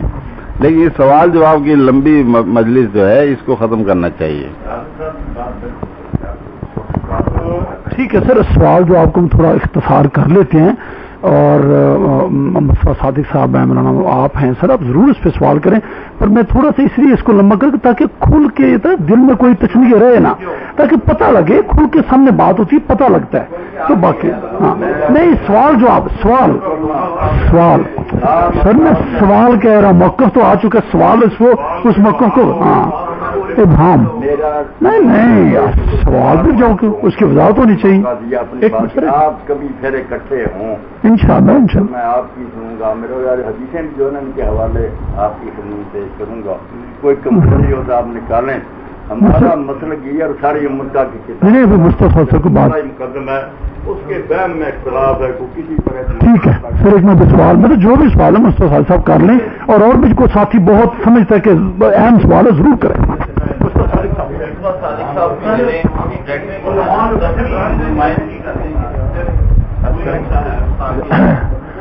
مادر صاحب ہمارا تو علم بہت تھوڑا ہے لیکن مجھے تو اپنی نمازوں کی فکر پڑ گئی ہے. مجھے اس چیز کو ذرا کلیئر کر دیں کہ پہلے تو صورتحال یہ تھی کہ میں ذاتی طور پہ دفتر میں ہوتا ہے کہ بھئی نماز جماعت ہو رہی ہے, اپنی مسجد اتنی دور ہے ہو سکتا ہے آنے جانے میں گھنٹہ لگ جائے اور ٹائم بھی محدود ہوتا ہے, لنچ ٹائم میں نماز بھی پڑھنی ہے کھانا بھی کھانا ہے. تو یہاں تو میری سمجھ میں ایک بات ایک طرف سے تو یہ آئی ہے کہ ہماری وہ نماز ہوتی نہیں ہے جو ہم دیوبندیوں کے پیچھے بھی پڑھ لیں. جو چیز میرے سامنے آئی ہے موقف جو آیا ہے ذرا اس چیز کو کلیئر کر دیں تاکہ ہماری آگے والی نمازیں بچ جائیں یا ہم پڑھیں یا نہ پڑھیں کہ دیوبندیوں کے پیچھے ہماری نماز ہوتی ہی نہیں ہے کیونکہ وہ مقلد ہیں. تو ایک تو تھوڑا سا یہ واضح کر دیں کہ حج جب ہم کرنے جاتے ہیں تو شافعی جو ہیں کیا وہ بھی مقلد ہیں, یہ چیز مجھے کلیئر کر دیں کیونکہ میرا خیال ہے کہ میرے جو علم میں چیز ہے کہ وہ بھی مقلد ہیں. حنبلی ہیں, اچھا حنبلی ہیں جو بھی ہیں مقلد ہیں یا جو بھی. ایک یہ چیز. دوسرا یہ کہ مطلب مصطفیٰ صادق صاحب بھی اور یہ بھی اس چیز پہ ذرا تھوڑا سا بتا دیں کہ کیا ہماری وہ نماز جو ہے بالکل نہیں ہوتی جو ہم دیوبندیوں میں کے پیچھے پڑھتے ہیں لنچ میں مجبوری میں. اور ایک چیز اور میں نے جو دیکھی ہے کہ شان اسلام مسجد ہے, طیب صاحب جانتے ہیں کہیں طیب صاحب وہ مسجد جو ہے وہ دیوبندیوں کی ہے یا ریلیوں کی ہے, کیا کون ہے وہ اہل حدیث ہے دیوبندی ہے. اور ایک میں نے مطلب ماشاءاللہ طیب صاحب اہل علم ہے ان کو بھی دیکھا ان کے پیچھے جماعت پڑھتے ہوئے, جماعت کے ساتھ ایک دفعہ افطاری کی تھی ہم نے, افطاری پر مغرب کی نماز کٹھے پڑھی تھی. تو کیا ان کو وہ موقف کلیئر نہیں تھا؟ ہمیں تو فوری طور پر ہمارے امام یہی ہیں, انہوں نے پڑھ لی تو ہم نے دلیل سمجھ لیا کہ ہمیں پڑھ لینی چاہیے. میں تو اب جمعہ ہی وہاں پہ پڑھتا ہوں کہ میرے وہاں پہ جو مقرر ہیں وہ ان کی گفتگو بڑی اچھی ہوتی ہے, کوئی اختلافی نہیں ہوتی. تو جمعے کے لحاظ سے زیادہ جمعہ ادھر پڑھتا ہوں, میرے جمعے کوئی بھی نہیں ہوئے. اس چیز کو تھوڑا سا کلیئر کر دیں تاکہ آئندہ سے ہم بچ جائیں. آپ اس کو کلیئر کر دیں پھر ان سے بھی میں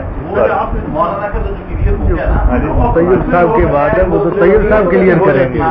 نہیں آپ کہہ رہی ہوتی ہے یا نہیں ہوتی مجبوری میں یا چلتے ہوئے یا پتہ گزارش یہ ہے بتایا ریویو کا پیچھے میں پڑھتا ہی نہیں. بات یہ ہے مولانا صاحب کی گفتگو سن کر لطف آیا ہے, علم میں اضافہ ہوا ہے, علماء کا انداز اپنا ہی ہوتا ہے. خواص کی مجالس کے اندر جیسے انہوں نے بھی فرمایا ہے خواص ہی ہونے چاہیے, عوام میں وہ آئے نا تو معاملہ الجھ جاتا ہے. جیسے محترم بھائی پریشان ہو گئے مجھے نمازوں کا فکر پڑ گیا ہے. شیخ جیسے ماشاءاللہ وسیع المطالعہ ہے ایسے وسیع الظرف بھی ہے. ان کے بارے میں پہلے بھی ملاقات سے سنا تھا, ملاقات کے بعد بھی ایسے ہی پایا. شیخ میں صرف ایک سوال کرنا چاہتا ہوں اور کچھ نہیں. طیب صاحب کے بارے میں سوال ہے وہ جواب دیں گے, بہتر یہی ہے, یا آپ جواب دیں جو مجلس کے اندر ہمارے بزرگ ہیں. میں ذاتی طور پر بھی ویسے جیسے ابتدا میں بات ہوئی دیوبندیوں کے بارے میں تو پہلے بھی ذرا نرم گوشہ رکھتا ہوں. بریلویوں کے بارے میں میرا سخت ہے موقف. جیسے زئی صاحب یا علماء ہمارے محققین ان کے اپنے اپنے ہوتے ہیں, لیکن ہم کسی کو بھی غلط نہیں کہتے صاحب علم کہ یہ غلط ہے یہ جھوٹا ہے اس نے غلط کیا یہ سچا ہے یا یہ اس کے الٹ, ایسا نہیں کہتے. ہم کہتے ہیں علماء کا موقف ہے اور یہ شروع سے محدثین کرام کے اندر رہا ہے. لیکن ایک صرف بات ہے کہ محترم شیخ نے فرمایا ہے جیسے نماز جائز ہے یا سورہ فاتحہ کے بغیر بھی جنازہ جائز ہے, یہ وہ ایک یک طرفہ حوالہ جات تو دیتے ہیں کہ اس کے مخالف بھی حوالہ جاتے ہیں. جیسے انہوں نے فرمایا اب بھی شیخ الاسلام کے بارے میں یا ابوبکر صدیق رضی اللہ عنہ کے بارے میں اور غالباً ابو ہریرہ رضی اللہ تعالیٰ دو حوالے دیے ہیں, عبداللہ بن عمر رضی اللہ تعالیٰ عنہ.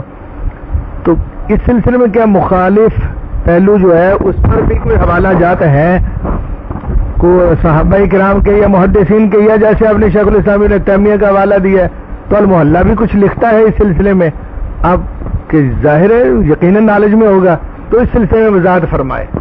دو طرفہ علماء محدثین. بھائی مصطفیٰ صاحب نے کہا بالکل ٹھیک ہے، اختلاف آراء تو ہوتا ہی ہے. ابن حزم رحمۃ اللہ علیہ تو اسی طرف ہے جس طرح بزرگ تھے کہ یہ فاتحہ بھی جنازے میں بھی اسی طرح فرض ہے جس طرح دوسری نمازوں میں فرض ہے. ان کا تو یہی ہے امام ابن حزم کا. اور دوسری طرف یہ میں نے حوالے دیے کہ باقی لوگ جو ہے نا وہ سمجھتے ہیں کہ یہ فرض نہیں ہے. امام شافعی وغیرہ ابن حزم کے ساتھ ہی باقی لوگ یہ کہتے ہیں کہ اگر ہے تو سنت کا درجہ، جیسے ابن عباس رضی اللہ عنہ نے کہا کہ سنت ہے یار، میں نے اسی لیے اونچی پڑھی، تو وہ سنت کو اس معنی میں لیتے ہیں کہ فرض کے مقابلہ. شیخ الاسلام اور مولانا شمس اللہ عظیم آبادی رحمۃ اللہ علیہ بھی کہتے ہیں کہ حق یہی ہے کہ جنازے میں یہ صرف سنت ہے، جنازہ اس کے بغیر بھی اگر حمد و ثنا ہو جائے تو ہو جاتا. چلو علمی بات ہے، ہمارے لوگ جو ہم پڑھائیں گے تو ہم کیوں چھوڑیں گے فاتحہ؟ ہم تو فاتحہ پڑھیں گے، بلکہ اس کے بعد سورت بھی پڑھیں گے. باقی دوسرے لوگ اگر پڑھتے ہیں تو جھٹکا وغیرہ کہنا یہ جو نا، میں نے صرف یہ کہا کہ نہیں، دوسرا پہلو بھی صحابہ اور اہل علم سے چلا آ رہا. وہ آپ نے ٹھیک کہا، ابو ہریرہ اور ابن عمر کا تھا کہ وہ فاتحہ نہیں پڑھتے. یہ جو تھا نا کہ میں نے کہا ابن عمر کا، وہ دعا کی بات تھی. ہاں بالکل یہ کہ وہ فاتحہ نہیں پڑھتے تھے جنازے میں. ہاں نہیں صاف لکھا کہ وہ قرآن مجید کا کوئی حصہ نہیں پڑھتے تھے سورہ. ہاں یہ محتا امام مالک ہے. اور یہ حضرت ابو ہریرہ سے جب پوچھا گیا نا کہ طریقہ بتاؤ، انہوں نے کہا جب جنازہ رکھا جاتا ہے میں اللہ اکبر کے بعد اللہ کی حمد کرتا ہوں. نہیں وہ بس حمد چل رہا، اس سے نکل آیا اور طیب تھا کہ حمد و سورہ فاتحہ کے ذریعے ہم کریں. جو جی حمد میں سورہ فاتحہ بھی نہیں آ سکتی ہے. حنفی یہ بھی کہتے ہیں کہ اگر حمد کے طور اس پر پڑھے تو ہم صحیح مانتے ہیں، وہ خود بھی مانتے ہیں. وہ کہتے ہیں اگر تلاوت کی نیت سے کرو تو یہ نماز تلاوت والی نہیں ہے، نہ اس میں رکوع ہے نہ سجدہ. وہ دلیلیں ہیں علماء کی، ہم ترجیح جس بات کو دیتے اسی پر عمل کرتے ہیں. مقصد دو رائے ہیں اس میں، ان کا مقصد بات کے لیے دو رائے. اب دیکھیں نا مولانا شریف صاحب مقدم تو بھائی احسان ہے، ہم سارے بیٹھے ماشاءاللہ متبع سنت ہے، جانتے ہیں کہ یہ چیز زیادہ صحیح، اسی پر عمل کرتے. میں صرف کہتا ہوں کہ ذہن کھلے کرو، ان کا بھی موقف سمجھنے کی کوشش کرو، ان کا عذر معلوم کرو کہ وہ غریب کتاب و سنت کے منکر نہیں ہے. کس بات لیے انہیں وہاں پھنسا رکھا؟ امام کے پیچھے نہیں لگے ہوئے، امام کو عالم سمجھ کے کہتے ہیں کہ ہم سے زیادہ کتاب و سنت جانتا. پہلے تو یہ بدگمانی شروع نہیں. اب سورہ فاتحہ ہمارے مولانا ارشاد الحق صاحب نے بڑی کتاب لکھی توضیح، مگر مقدمے میں مانتے ہیں کہ صحابہ میں تینوں گروہ تھے، چھوٹے لوگوں میں نہیں. صحابہ کرام کچھ سرے سے فاتحہ نہیں پڑھتے تھے. یہ امام بخاری خود لکھتے ہیں جزء قرات میں کہ ابن عمر زید ابن ثابت بن مسعود نہیں پڑھتے تھے امام کی بھی. کچھ وہ تھے جو ہر حال میں پڑھتے تھے، عبادہ بن سامد جیسے. خود حضرت عمر کہتے ہیں بے شک میں امامت کراؤں اونچی بھی پڑھوں تو میرے پیچھے پڑھو. اس لیے جو کہتا پتھر پڑھنے ظالم، صحابہ کی وہاں پتھر ڈالتا. جو کہتا نماز نہیں، وہ بھی کن کی داڑھی کو ہاتھ ڈال رہا. زیادہ لوگ جو ساری توضیح الکرام میں آثار کا جب کہتے سری میں پڑھتے تھے، جہری میں چپ رہتے. جب تینوں طریقے سے صحابہ کرام میں یہ مسئلہ اتنا قطعی نہیں تھا کہ کوئی کیا اس کی نماز نہیں، تو تشدد نہ کرو. اللہ کے رسول کی حدیث کے بارے میں جھگڑا کہ وہ جو حدیث ہے نا کہ آپ نے فجر پڑھائی، بعد میں کہا تم پڑھتے ہو، ہاں اسی لیے رکاوٹ نہ پڑھا کرو سوائے فاتحہ کی، کیونکہ اس کے بغیر نماز نہیں. یہ میرے بھائی اگر 100% صحیح نکلاتی نا تو سب کے لیے زبانیں بند کرنے کا ہوگا. بھائی لا صلاۃ کی بات پھر سے ہوئے، پہلے یہ جو ہے اس کو ختم کریں. یہ کلیئر تھی کہ جماعت بھی جہری نماز کی تھی، کلیئر حضور نے فرمایا. مگر اس میں سارا زور لگانے کے بعد یہ الموری میرے پاس پڑی، وہ کہتا جو سری ہے وہ لا صلاۃ علی، اس کی بات وہ سری نہیں، اس میں صاف نہیں کہ یہ مفتی کی بات ہے یہ کسی کی. کوئی کہے گا مانا ہے اس کا مسئلہ کر رہے. بھائی وہ ساری باتیں علم والی ہو جائیں گی. وہ کہتے ہیں اس میں مفتی کی کلیئر نہیں، جو یہ فجر والی ہے یہ صحیح نہیں. اس میں کہیں مقبول آ جاتا ہے، کہیں نافع بن محمود مجہول آ جاتا ہے، کہیں محمد بن اسحاق کا انقطاع آ جاتا ہے. 100 جھگڑے. اس لیے جو ہے نا فرضیت کا درجہ کہ نماز نہیں ہوتی، اس کے لیے بڑی محکم دلیل چاہیے. نہیں وہ اس کی بات شروع کریں پہلے وہ فجر والی کی جو ختم ہو رہا ہے. ایک روایت پر بحث کریں پھر لاس راتا اس طرح تو خلط ملط ہو جائے گا.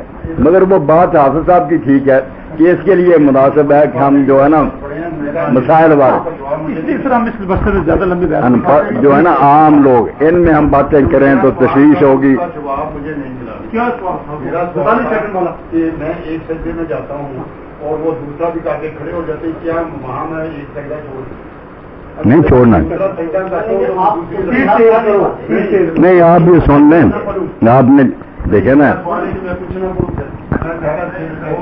وہ جو صحابی تو ایک نماز پڑھ رہا تھا, اللہ کے رسول نے اس کو کہا تھا کہ تیری نماز نہیں ہوئی, وہ اسی طرح پڑھ رہا تھا یا اس کا کوئی طریقہ اسی اس طرح کے جو جاہل ہے نا پڑھتے سب برا کہتے ہیں. سن لیں نا یہ حدیث المسیح جو ہے نا برائی طرح نماز, خود حنفی بھی کہتے ہیں ہم نے یار کب کہا تھا دیل ارکان اور اطمینان جو ہے ضروری نہیں, ہم کہتے ہیں واجب ہے. فرض نہ کہو, قرآن کی نص نہیں حدیث پاک ہے تو ہم واجب مانتے. واجب کم نہیں ہوتا کہ ضرور کرنا ہے, جان بوجھ کر کرو گے دوبارہ پڑھنی پڑے گی. جاہلوں کی کیا بات کریں, علم کی کریں. باقی جو ہے نا کہ سجدے میں لمبا نہیں کرتے, یہ آپ کو بھی پتا کہ ایک بار سبحان اللہ کہہ رہے, سبحان ربی اللہ کہہ رہے سجدہ ہو جاتا. 3 بار سنت کا ادنا درجہ فرض نہیں ہے, بلکہ بہت امام تو مانتے ہی نہیں کہ تسبیح صرف نیکی ہے ورنہ جھکنا اصل حکم ہے. جو امام احمد کہتے ہیں 7 حدیث ہے وہ کہتے ہیں ایک بار لازم ہے, زیادہ کرو تو بہت اچھا. 3 بار ادنا سنت کا درجہ ہے. اللہ کے رسول علیہ السلام نے تو بھائی پڑھا ہے تو لوگ اندازہ کرتے ہیں کہ 10 مرتبہ کہی ہوگی. اب ہم کہاں 10 مرتبہ کہتے ہیں. یہ جو ایک بار کا آپ کہہ رہے ہیں اس کا حوالہ دیں گے, بالکل دیں گے, ہر چیز نوٹ کریں دے دیں. یہ جو 3 بار اس کو کا ادنا, یہ ادنا کمال ہے. یہ جو اعلیٰ شروع ہوتا ہے نا پھر 3 بار چلو پھر ضعیف ہے تو ختم نہیں ہوگی 3 بار, پھر ایک ہی رہ گیا کہ سبحان رب سب اس میں رب کے عظیم کہا تھا, اللہ نے رسول نے کہا رکوع میں یہ تسبیح کیا.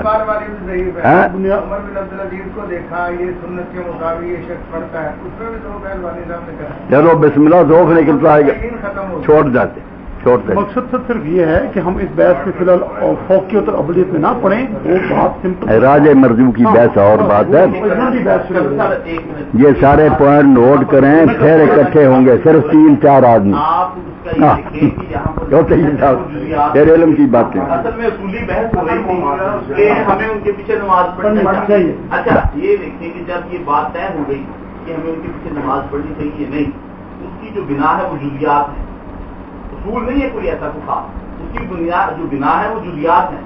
جب جزیات میں اختلاف آ گیا تو پھر یہ بات میں خود کو اختلاف آ گیا, سب اصولوں میں بھی اختلاف آ گیا. ایک جزیات کی بنا پر کہتا ہے کہ یہ جائز نہیں, دوسرا جزیات کی بنا پر کہ جائز ہے. تو اب اس چیز کو دیکھیں کہ یہ دونوں چیزیں کتنی مستقل ہو کے رہ گئی ہیں. ایک بندہ پریشان ہو کے رہ گیا کہ نہ میں نماز کس کے پیچھے پڑھوں. سمجھنا چاہیے کہ جزیات کی بنیاد پر ایک ایسا اختلاف کھڑا کر دینا کہ امت آپس میں انتشار میں پڑ جائے اور اختلاف کی شکل باہر نکل آئے. کیا یہ جزیات کی بنا پر پیدا کیا وہ اختلاف ہم سب کی نجات کا باعث ہو جائے؟ نہیں, صحابہ اور تابعین نے نہیں کیا. اصل میں یہ بات یہ سمجھنے کی بات, یہ بڑی بنیاد اصل میں کوئی تو گئے ہیں جزیات کی باتیں آ گئی, امام آ گئی. اپنے چپ کر کاشف خاموش رہے. بھائی احسان نے کہا عقیدے کی بات, عقیدے میں اہل سنت میں جو ہے نا بریلوی ہیں, یہ جو بندی ہے, ہم اہل حدیث, عقیدے کا کوئی اختلاف نہیں. یہ جو جاہلوں کی باتیں نا غلط بات سلب کرتے کریں. حنفی ہے نا اصل میں جو مسلک پہ جاہل دیوبندی بریلی جو بنتے تھے, حنفی مسلک کے ساتھ زیادہ اختلاف. امام بخاری رحمۃ اللہ کہتے ہیں, ہم بھی کہتے ہیں کہ وہ کہتے ہیں ایمان گھٹتا بڑھتا نہیں, اس میں زیادہ نقصان نہیں ہوتا, اس پر زیادہ زور دیتے ہیں. اب شیخ الاسلام کی کتاب الایمان پڑھ لیں, وہ کہتے ہیں یار نزاع لفظی ہے. کون کہتا ہے ایمان بڑھتا گھٹتا نہیں؟ ایک ایمان ہے جو نہیں گھٹتا بڑھتا. تم بھی مانتے ہو کہ جب ایک شخص ہے وہ فاسق ہے, فاجر ہے, شرابی ہے, زانی, کلمہ پڑھتا ہے, کیا کہو گے اس کو؟ مومن ہے ہی نہیں. کافر ہے تو قتل کرو, پھر اس کی بیوی نکاح سے نکالو, اور یہ بھی کہو کہ وہ ہمیشہ دوزخ میں رہے گا. یہ تم نہیں محدث پھر کہتے یہ تو خارجی اور معتزلہ کا مطلب. جب وہ عمل چھوڑ گیا, جب جز نہیں رہا تو کل ختم ہو گیا, کہو کافر پھر اس سے بھی بھاگتے ہو. حنفی غریب یہی کہتا کہ دنیا میں ماننے کے لیے کہ یہ مسلم ہے یا نہیں, عدالت کھود کرے نہیں کرے گی. منافق ہوگا یا بے ایمان, سادہ سی بات ہوگی, مسلم ہے, وہ کہے گا ہاں میں مسلم, ختم ہو. یہ بڑھ جی کرتی نہیں. یہ صدیق اکبر بھی اتنا ہی کہے گا, منافق بھی اتنا کہے گا. جو ایمان اللہ کے ہاں ہے وہ زیادہ کم و بیش ہوتا کوئی آ رہا. یہ ساری بحث کتاب الایمان میں ہے. اور ہمارے جو شیخ شیوخ تھے حافظ گوندلی رحمۃ اللہ ان کے امالی چھپ گیا. میری آپ سے آپ زیادہ نہ پڑھیں. یہ جو متشدد لوگ تھے میں جانتا ہوں حافظ بدیل شان بڑے نیک لوگ تھے. حافظ گوندلی رحمۃ اللہ علیہ نے جو اعتدال اور توازن وہ پڑھے وہ بخاری کے امالی چھپے. وہ کہتے ہیں یار کیوں امام ابو حنیفہ کا مذہب بگاڑتے ہو؟ جو وہ کہتے ہیں وہی ہم بھی کہتے ہیں. جب وہ کہتے ہیں گناہ گار پھر ہمیشہ دوزخ میں رہیں گے ہم کہتے ہیں نہیں. وہ کہتا ہے جب جزء ایمان تھا یہ عمل نہیں رہا تو پھر کافر ہے. وہ بھی نہیں ہم کہتے. نتیجے میں ایک ہی ہے کہ فاسق کو انہوں کب کا عمل کی ضرورت ہے. وہ خود کہتے ہیں کہ مرجیہ بے ایمان ہے. عمل کو بہت ضروری ہے مگر ایمان اور عمل صالح ان الذین آمنوا وعملوا الصالحات چیزیں دو ہیں بے شک وہ ایک دوسرے کے لیے ضروری ہیں. یہ وہ بخاری کے اور یہ جو نماز روزے فاتح یہ بھی لکھا انہوں نے کہ یہ ہے صحابہ تابعین سے اختلافی چلا آ رہا سرد میں. کیوں کہتے ہو کہ اس کی نماز نہیں ہوتی یہ نہیں ہوتی؟ اتنی موٹی چھپی ہے. ایک جلدائی بخاری پر ان کے لیکچر جو اللہ کرے باقی بھی سب صوفیہ کی بھی انہوں نے کی کہ لوگ جو کہتے ہیں وات الوضو قرآن سمجھ چاہیے وہ بے دین ہے. صاحب کرامات لوگ ہیں اللہ کے برگزیدگان. کسی نے کوشش ہی نہیں کی سمجھے. خود ابن تیمیہ رحمۃ اللہ علیہ بھی اس سلسلے میں تشدد کا شکار ہوگا. میں نے فتوحات اور خصوص اصل زبان میں پڑھی آگی اور ساری میرے پاس کوئی ابن عربی وہ نہیں کہتا جو کہتے ہیں کہ ہم خدا اور بندی کی ضرورت وہ تو ظاہری تھا. ابن حزم کے سوا اس نے کسی کا فتویٰ نہیں مانا اور ساری فتوحات میں کچھ ہے بس جو صحیح کتاب و سنت اس پر لگتے اور اسی کے مطابق تشریح کی. بات کچھ اور ہوتی ہے وہ بیان کرنے میں لفظ ساتھ نہیں. جیسے لوگ کہہ رہے ہیں وہ اپنے آپ کو خدا کہہ رہا. اس نے کیا خدا کہہ رہا؟ گھر کھو گیا سنت کی پیروی ظاہری چاہو. مگر یہ ساری باتیں تفصیل کرنا کہ ہم کسی جگہ اہل علم بیٹھیں ایک ایک موضوع شروع ہو. یہ آپ جو خلاف چیزیں وہ لے آئے میں بھی بیان کروں گا پھر آپ کہتے جائیں گے کیا لے گئے. ہاں کون سا صاحب جی نماز صحیح پڑھنے والوں کی صحیح کرنے والوں کی آپشن موجود ہو اس آپشن کو چھوڑ کر کہیں اور جانا یہ اس کے بارے میں آپ کی کیا رائے؟ میرے بھائی آپ کی بات بہت صاف ہے کہ ترجیح بلا مرجع جو ہے نا خواہ مخواہ کوئی کام کر رہا ہے یہ تو بیوقوفی کرے گا. اگر کوئی وجہ نہیں اپنے ہم عقیدہ صحیح عقیدہ سنت کے مطابق صحیح نواز تو بیوقوف جائے گا. اس احمد کا کیا پوچھنا. اور اگر کوئی مسئلہ ہے کہ وقت نہیں رہا یا وہ سفر میں ہے یا اس لیے کہ یار لوگوں سے ملے جو وہ ہماری دین کی بات سنیں تو یہ الگ بات ہے. اس سے زیادہ بہتر ہے. اللہ کے رسول نے وہ بیت اللہ نہیں بنایا. جائز ہے بالکل جائز نہیں جائز ہے. جائز ہونے میں کوئی شک نہیں. بہتر کی بات الگ پیارا پیارا امام. حضرت بات آ گئی جزیات سے ہٹ کر ذرا عقیدے کی طرف تو میں ایک سوال دہرانا چاہتا ہوں کہ نصوص شریعہ کا منکر جو ہے ان کے بارے میں آپ کا کیا نظریہ ہے؟ نصوص شریعہ کا انکار ایک تو ہے سری جیسے ظاہر صاحب نے کہا وہ کہہ دیں میں نہیں اس کو کتاب اللہ مانتا. لے جاؤ قرآن جھوٹی کتاب ہے.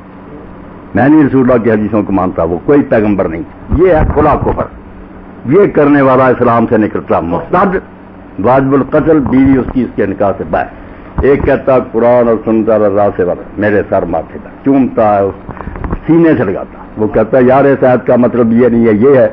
ہمارے علماء یہ بتاتے ہیں وہ قرآن و سنت کا منکر تو نہ ہوا پھر وہ تشریح کا منکر ہے کہ جو تشریح ہم کریں وہ نہیں ٹھیک دوسرے عالم کی ٹھیک ہے.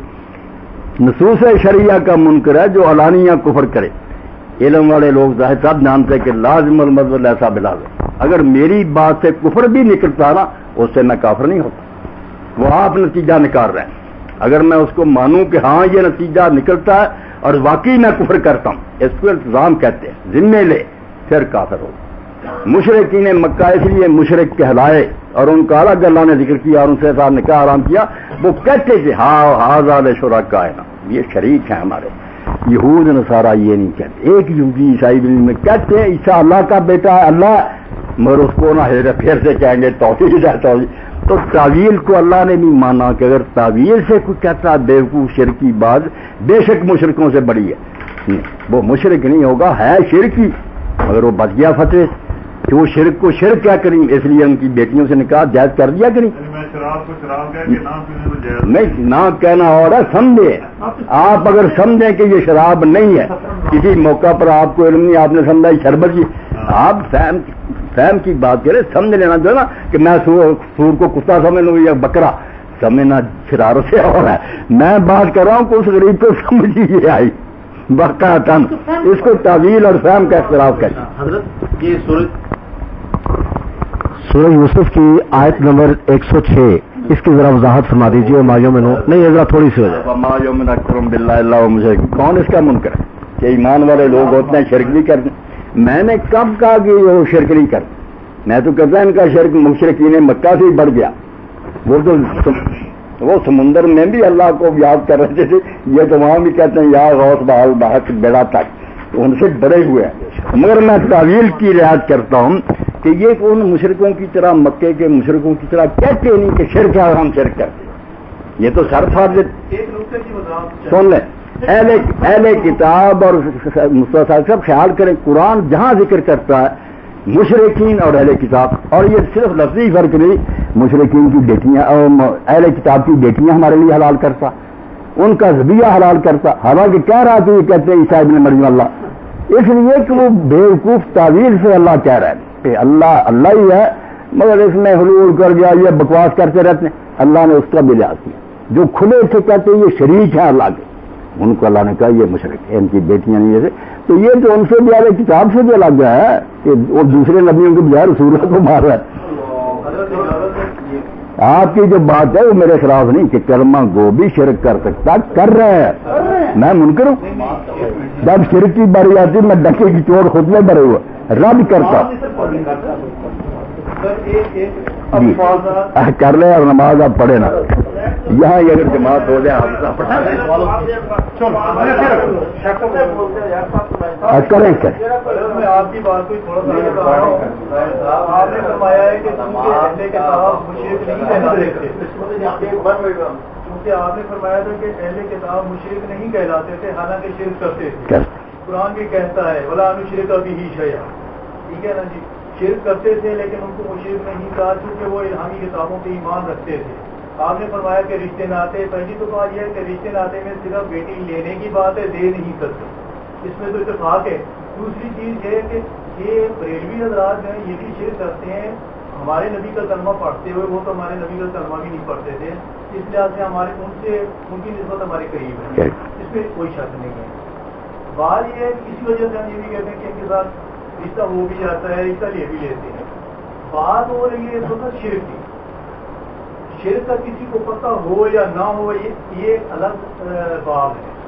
قرآن تو یہ کہتا ہے کہ وَلَوْ أَشْرَكُوا لَحَبِطَ عَنْهُمْ مَا كَانُوا يَعْمَلُونَ لَئِنْ أَشْرَكْتَ لَيَحْبَطَنَّ عَمَلُكَ وَلَتَكُونَنَّ مِنَ الْخَاسِرِينَ. جب وہ شرک کرتے ہیں تو ان کے اعمال کیسے قبول ہوتے ہیں؟ بالکل احسان صاحب نے جو کچھ کہا نا، میں اس میں رائی برابر ترمیم نہیں کرنا چاہتا. میں نے کھول کر کہا کہ ان لوگوں کا شرک مشرکین مکہ سے بڑھ گیا، وہ تو بہت بڑی مصیبت. اللہ کو یاد کی. تو وہاں بھی کہتے ہیں کہ بگرداب ایک بلا استاد کشتی مدد کو یام ندی. مسئلہ تو یہ ہے کہ جو لوگ شرک کا التزام کرتے تھے، کہتے تھے کہ شرک ہے، اور واقعی ہمارا مسئلہ شرک ہے. یہ شرکاء الگ مشرک کا لفظ اللہ نے ان پر بولا، یہ پراپر میں ان کی بات ہے. یہ ان کو اس میں حرم دے ایک نام، یہ نہیں اہل کتاب کو دیا. آپ نے خود کرا ان کی بیٹی جائز کر دی، اس لیے کہ وہ یہ کبھی نہیں مانتا یہودی عیسائی کہ میں شرک کرتا ہوں. وہ کہتا ہمارا مسئلہ توحید ہے، تعویل کرے گا رہتا شرک ہی ہے. آپ اس کی مثال یہ سمجھیں قتل ہے، بندہ تو ظاہر صاحب مر گیا، غلطی سے بھی مر گیا، جب قرآن نے فرق نہیں کیا. ایک نے عمدن قتل کیا، قصاص ہے، برابر کا بدلہ لو. غلطی سے مرا گیا، چلو دیت لے لو یا کوئی اور حل کرو. حالانکہ بندہ مرنے میں تو برابر ہے. یہ بالکل نہیں بات کہ شرک نہیں ہے یا یہ ہلکا ہے.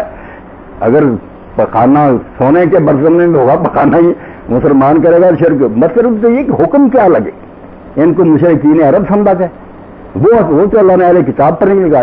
یہ تو رسول اللہ کی امتی ہے. مسئلہ یہ ہو رہا ہے یہ نہیں کہ شرک نہیں کر رہے. یہ بات تو بعد کی شرک والی، شرک سے پہلے جو میں نے بات کی مجھے جو آگے ملا آپ کو دے تو دیا، آپ خیال نہیں کرتے. میرا تو نقطۂ نظر یہ ہے کہ وہ مجھے کہیں یا جب وہ شرک کرتے ہیں کہ ان کے اعمال کیا برباد ہیں یا نہیں؟ کیوں نہیں برباد ہے، مگر اس بربادی کا ہم پر کوئی اثر قانونی طور پہ اگر نماز پڑھا رہا کوئی بے ایمان کلمہ پڑھتا نہ نماز اس کی نہیں، میں نے خارجیوں کی مثال دی کہ وہ تو نصوص کے اعلانیہ منکر ہیں، اب بھی کہتے ہیں کہ رجم کوئی شے نہیں، شفاعت کوئی شے نہیں، رجم جو متواتر ثابت ہے نا کہ اللہ کے رسول نے کیا خلفاء نے کیا وہ نہیں مانتے، وہ کہتے نہیں، اسی طرح شفاعت ہے اللہ کے رسول کی نہیں، کیوں میں کیوں شرک نہیں، شرک بھی ہے سزا بھی ملے گی، مگر سزا میں جاننے والے نہ جاننے والے کیا فرق ہوگا؟ ایک جان بوجھ کر رہا مولوی کو پتہ شرک ہے، نامراد گمراہ کر رہا دنیا میں، ایک بیچارے سمجھے تعظیم ہے احترام ہے اور نبی پاک کا ادب ہے، دھوکہ دیا ہوا انہیں۔ یہ شرک اور بدعت ان میں سب سے میں آپ سے سب کہ شرک ہی ہے، بدعت ہی ہے، ذرا نرمی نہیں اس میں، مسئلہ جب بیان ہوگا صاف ہوگا، نہیں لچک پوری قتل خطا والا بھی قتل کرتا مگر اس کو اور حکم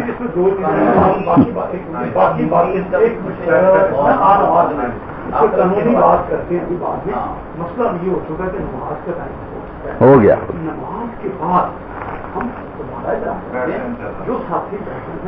بسم اللہ بیٹھے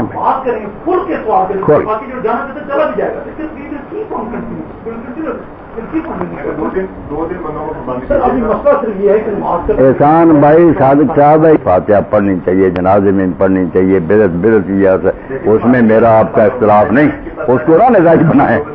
نماز پڑھتے ہیں کلیئر ہونا چاہیے کیونکہ ہمارے علماء بھی پڑھتے ہیں، جائز ہے یہ صرف صحیح۔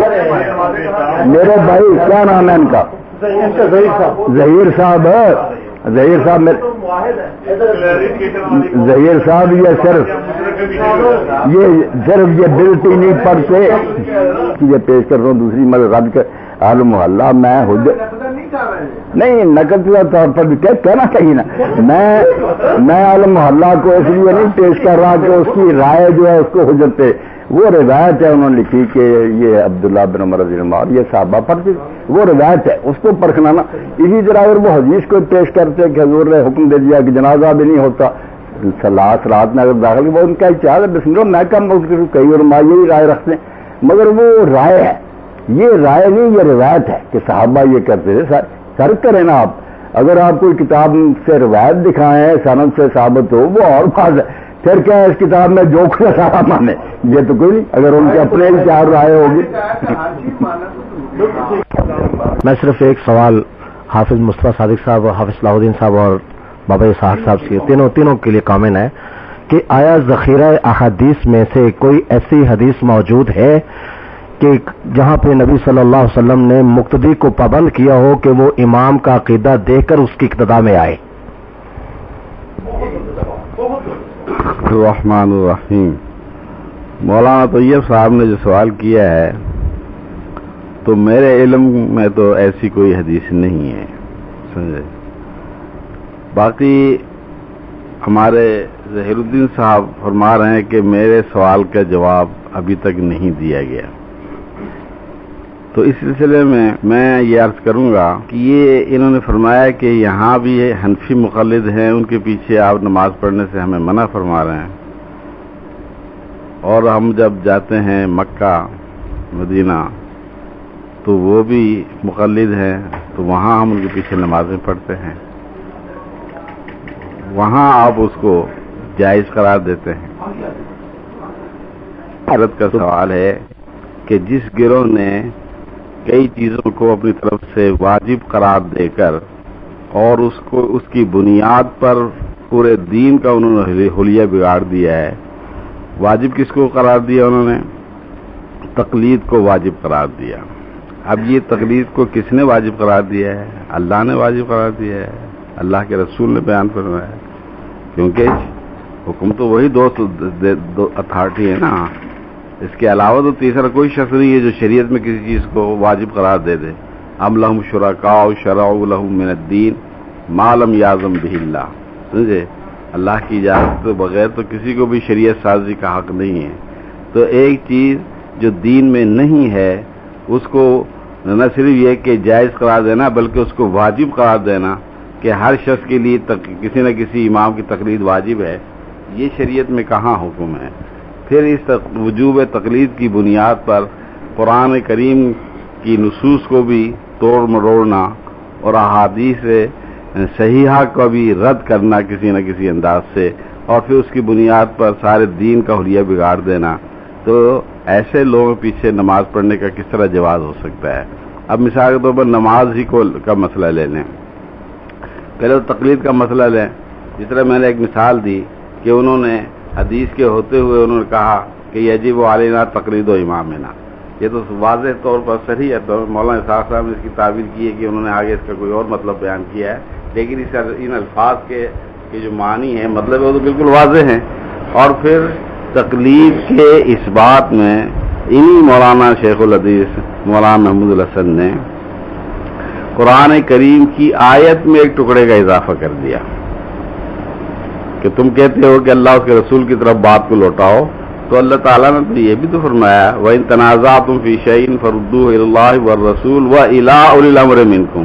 اب قرآن میں تو إِلَىٰ أُولِي الْأَمْرِ مِنكُمْ کہیں بھی نہیں ہے، لیکن محض تقلید کو ثابت کرنے کے لیے کہ اللہ رسول کے ساتھ ساتھ ائمہ کی طرف بھی رجوع کرنے کا حکم دیا ہے اللہ نے اختلافات کے وقت، حالانکہ اختلافات تو ائمہ کے ساتھ ہی ہونا ہے نا، حکمرانوں کے ساتھ ہی ہونا ہے نا۔ ہاں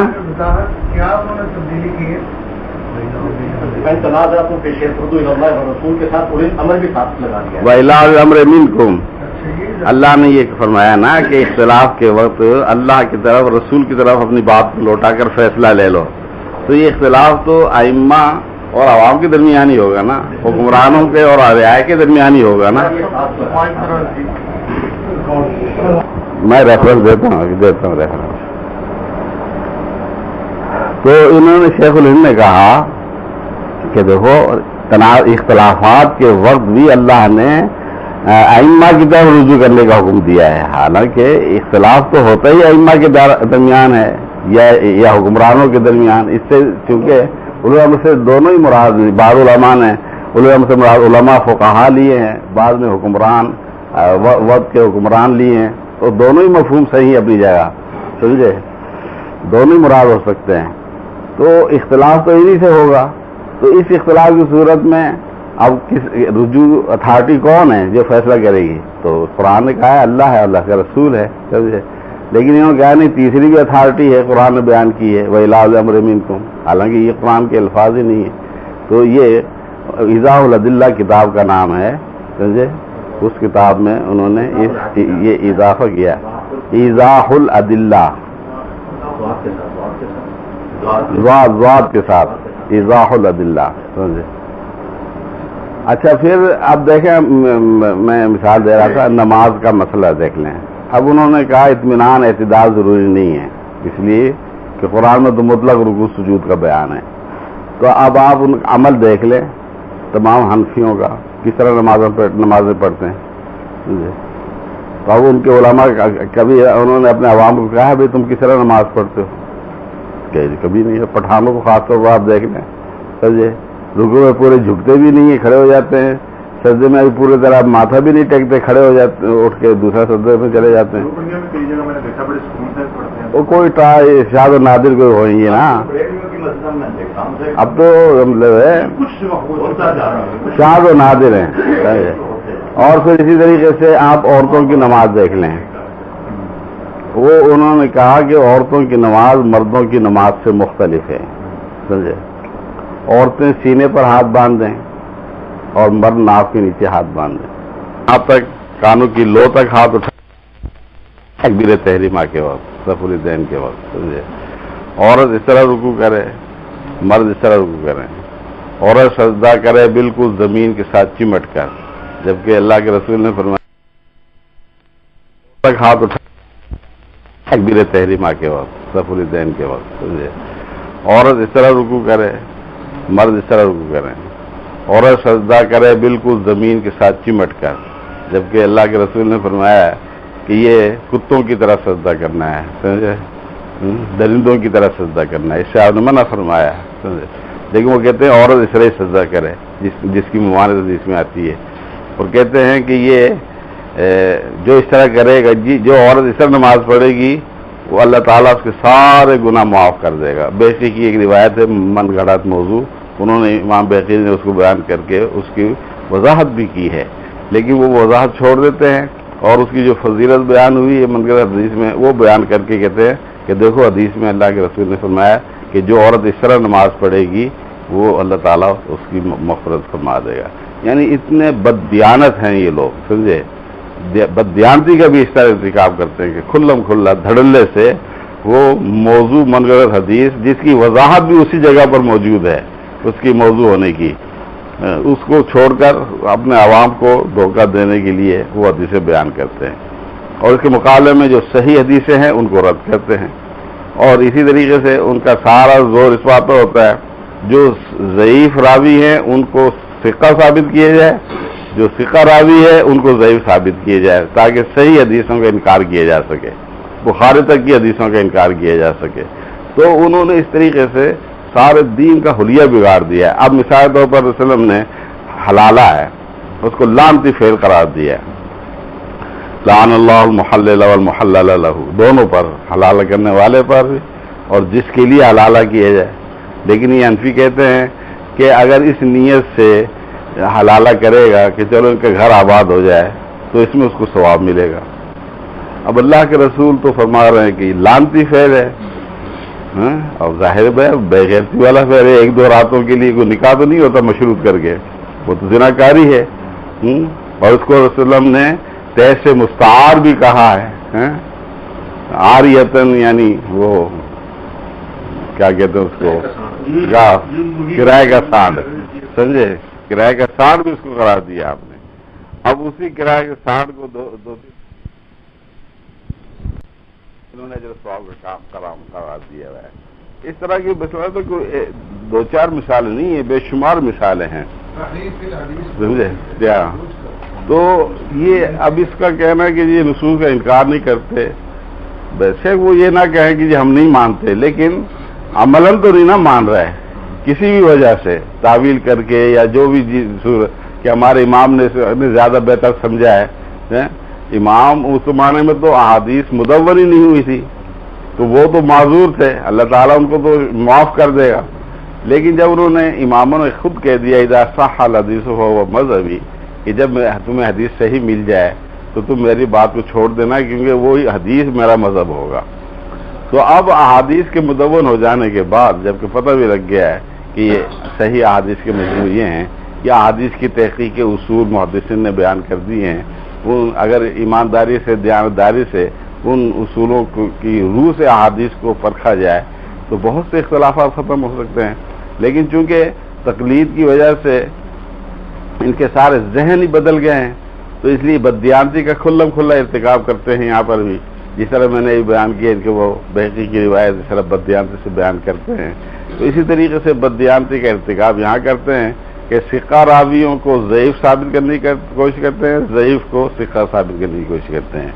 التنقیل ایک کتاب ہے، اس میں بڑی پوری تفصیل سے یہ بحث ہے گی التنقیل میں۔ تو کہنے کا مقصد یہ ہے کہ اس قسم کے لوگوں کے پیچھے نماز پڑھنا جنہوں نے اس طرح دین کا حلیہ بگاڑا ہے کس طرح جواز ہو سکتا ہے۔ باقی رہا مکہ مدینے کے اماموں کا مسئلہ، تو وہ مشہور تو یہی ہے کہ وہ حنبلی ہیں، لیکن حقیقت یہ ہے کہ وہاں جو بڑے بڑے علماء ہیں جتنے بھی وہ قطعا مقلد نہیں ہیں، وہ اہل حدیث ذہن کے لوگ ہیں۔ ان کے آپ فتاوی اٹھا کر دیکھ لیں، ہر بات وہ قرآن اور حدیث کی روشنی میں جواب دیتے ہیں، فقہ کا حوالہ کبھی نہیں دیتے وہ، سمجھے۔ تو یہ شیخ عبدالرحمن سدیس وغیرہ یہ سب ذہناً اہل حدیث ہیں، حنبلی نہیں ہے یہ، سمجھے، یہ لوگوں کو مشہور ہوا ہوا ہے۔ تو اس لیے اگر حنبلی بھی ہونا تب بھی یہاں کے حنفیوں کے مقابلے میں ان کا زمین آسمان کا فرق ہے، اس واسطے وہاں تو نماز پڑھنا آپ کا بالکل صحیح ہے، لیکن میں نہیں سمجھتا کہ یہاں پر بھی ان کے پیچھے نماز آپ پڑھیں تو وہ صحیح ہوگی۔ تو میں اب کہ مولانا اسحاق صاحب کا موقف بھی آپ نے تفصیل سے سن لیا ہے اور میری بھی ناقص رائے آپ کے سامنے آ گئی ہے۔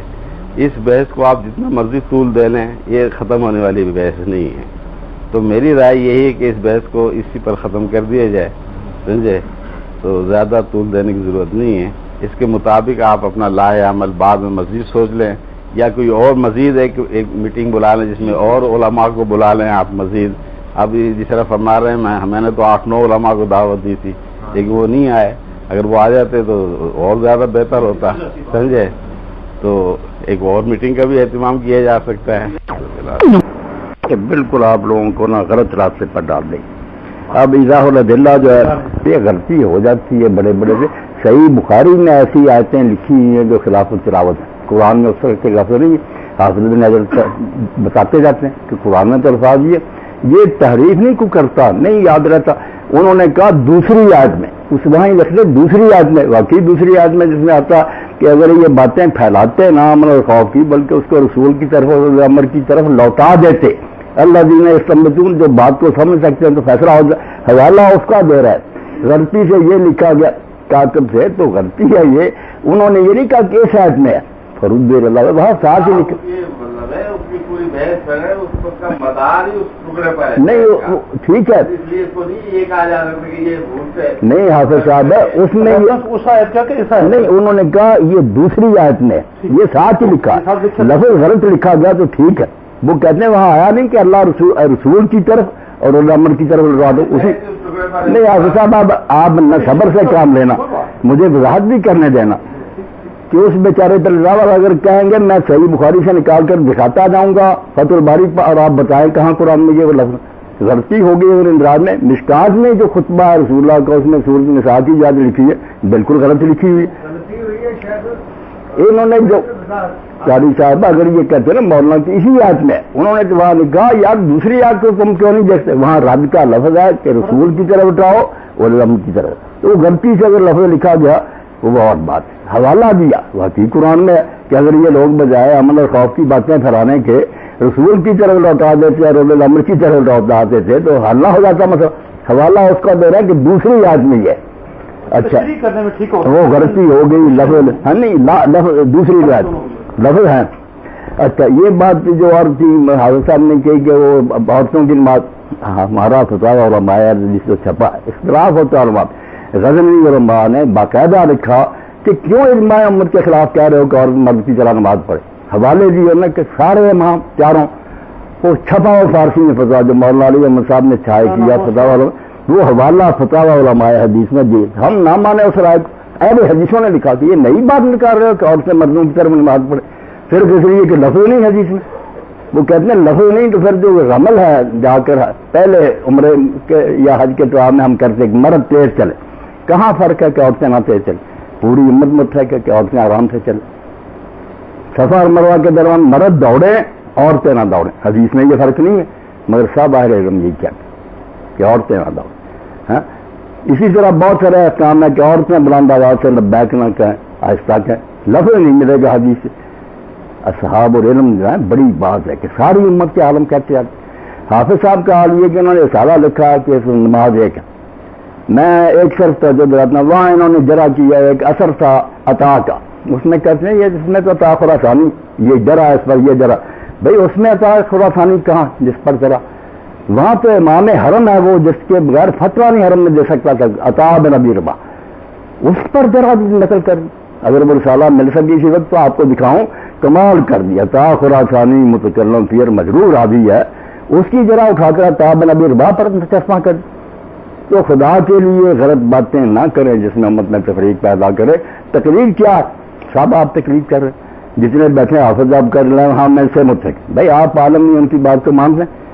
جو شخص نہیں کسی بات کو جانتا وہ علم کے والے کی بات پر اعتماد کرے. اس کو آپ یہ کہتے ہیں تقلید نہ کو اتباع کہہ لو مرا ہوا نہ کو اکڑا ہوا کہہ لو. اتباع بھی وہی ہے کہ جو نہیں جانتے وہ جاننے والے سے پوچھ کرو. نہیں آپ جو آپ جھگڑا کریں گے نا انہوں نے چونکہ باتیں کہی ہیں اگر صرف دعا کر دیتے ختم جذباتی بالکل ظاہر صاحب اگر تقلید کی شرعی کتاب تقی عثمانی کی پڑھ لیں کتنی مثالیں. سب سے کٹر صاحب عامر رضا جو کہتا تھا ہم شاگردوں کی بھی نہیں مانیں گے. ہم امام مجبور ہو گیا فتاوی رضویہ کے دو مسئلے ایسے ہیں کہ ہم ان کو بالکل رد کرتے کیونکہ اجماع امت اس کے خلاف ہے. تعامل ایک مزارت کا مسئلہ کہ بٹائی پر زمین نہیں دے سکتے. امام ابو حنیفہ کہتے غلط مسئلہ, سارا مدینہ دیتا ہے حدیثیں پڑھی امام رضا نے. اور اسی طرح کہتا ہے دوسرا مسئلہ جو خمر کا, شرابوں کا, کہ امام صاحب کہتے ہیں انگور کی شراب حرام ہے تھوڑی ہے, جو باقی جو ہے نا خمر نہیں ہے وہ حرک ہے, اگر اتنی پیتا کہ نشہ ہوتا پھر حرام ہے, ورنہ اس کو بھی کہتا ہے رد. ایسی تکلیف دنیا میں کوئی نہیں کرتا, نہ پہلے نہ آج کل نہ ہو کر مانے, صرف یہ اعتماد کرتے ہیں کہ عام معاملات میں یار امام صاحب کا فہم ہم سے کلوز کرتے ہیں, جو کلوز کریں. اگر بحث اس طرح لمبی کرنی ہے تو ہمیں موقع دیں, نہیں کرنی تو بند کریں. ان کا سوال یہ تھا کوئی ایسی حدیث ہے نہیں, میں نے شروع میں کہا تھا کہ امام کے عقیدے کی حدیث پیش کرو, کہ کہیں آیا کہ اس کا عقیدہ پوچھو, اگر ہے تو پیش کریں. جزاک اللہ, ٹھیک ہے, بس بات حافظ صاحب نے مانا, میرے علم میں کوئی نہیں ایسی. عقیدے کا مسئلہ ہے امام کے بارے میں کوئی نہیں, وہ کسی عقیدے کا نہیں, کوئی ہمیں حکم نہیں کہ اس کا عقیدہ. اور عقیدہ اگر صحیح بھی ہو تو ہم کیسے مانیں گے کہ اس کی نماز قبول ہوگی؟ اہل حدیث ہے, خلوص نہیں ہے, ریا ہے, نہیں نماز قبول ہوگی. ہم اللہ تعالیٰ کو کال کریں کہ بتائیں قبول کر رہی ہیں, کس چکر میں آپ پڑے ہوئے؟ اب میں نہیں بولوں گا کیونکہ بات لمبی کر دیتے ہیں پھر مجھے بولنا پڑے. جی جی جی, اطاعت اور تقلید میں کیا فرق ہے؟ اطاعت اور تقلید میں کہیں اللہ نے بولا ہے قرآن میں اطاعت کیا کہ خوشی سے کسی کی بات مانے, وہ رسول اللہ کی بھی مانی جاتی ہے, اور الامر بھی ان کی بھی مانی جاتی ہے. اسی طرح والدین شریعت کے خلاف نہ کہ ان کی بھی کی تھی.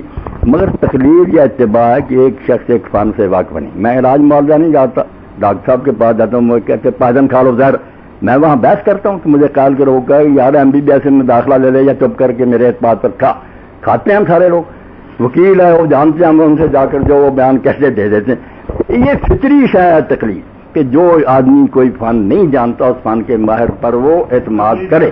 رہ گئی یہ بات کہ اندھا ہے کوئی آدمی, وہ گھٹتا ہی نہیں, ایسا کوئی نہیں, وہ کافر سے.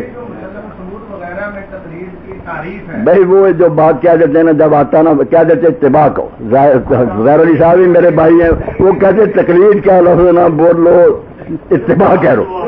لفظ اتباع تو نبی پاک صلی اللہ علیہ وسلم کیا, نہیں اتباع بھی نہیں.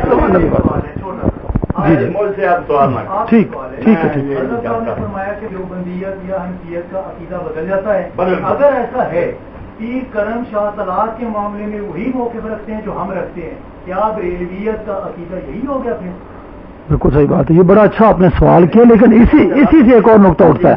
کوئی نہیں کرتا. ہاں میں اسی پہ آ رہا ہوں. باقی اندھے ہوئے نا, باقی جو نہیں اندھے نہیں.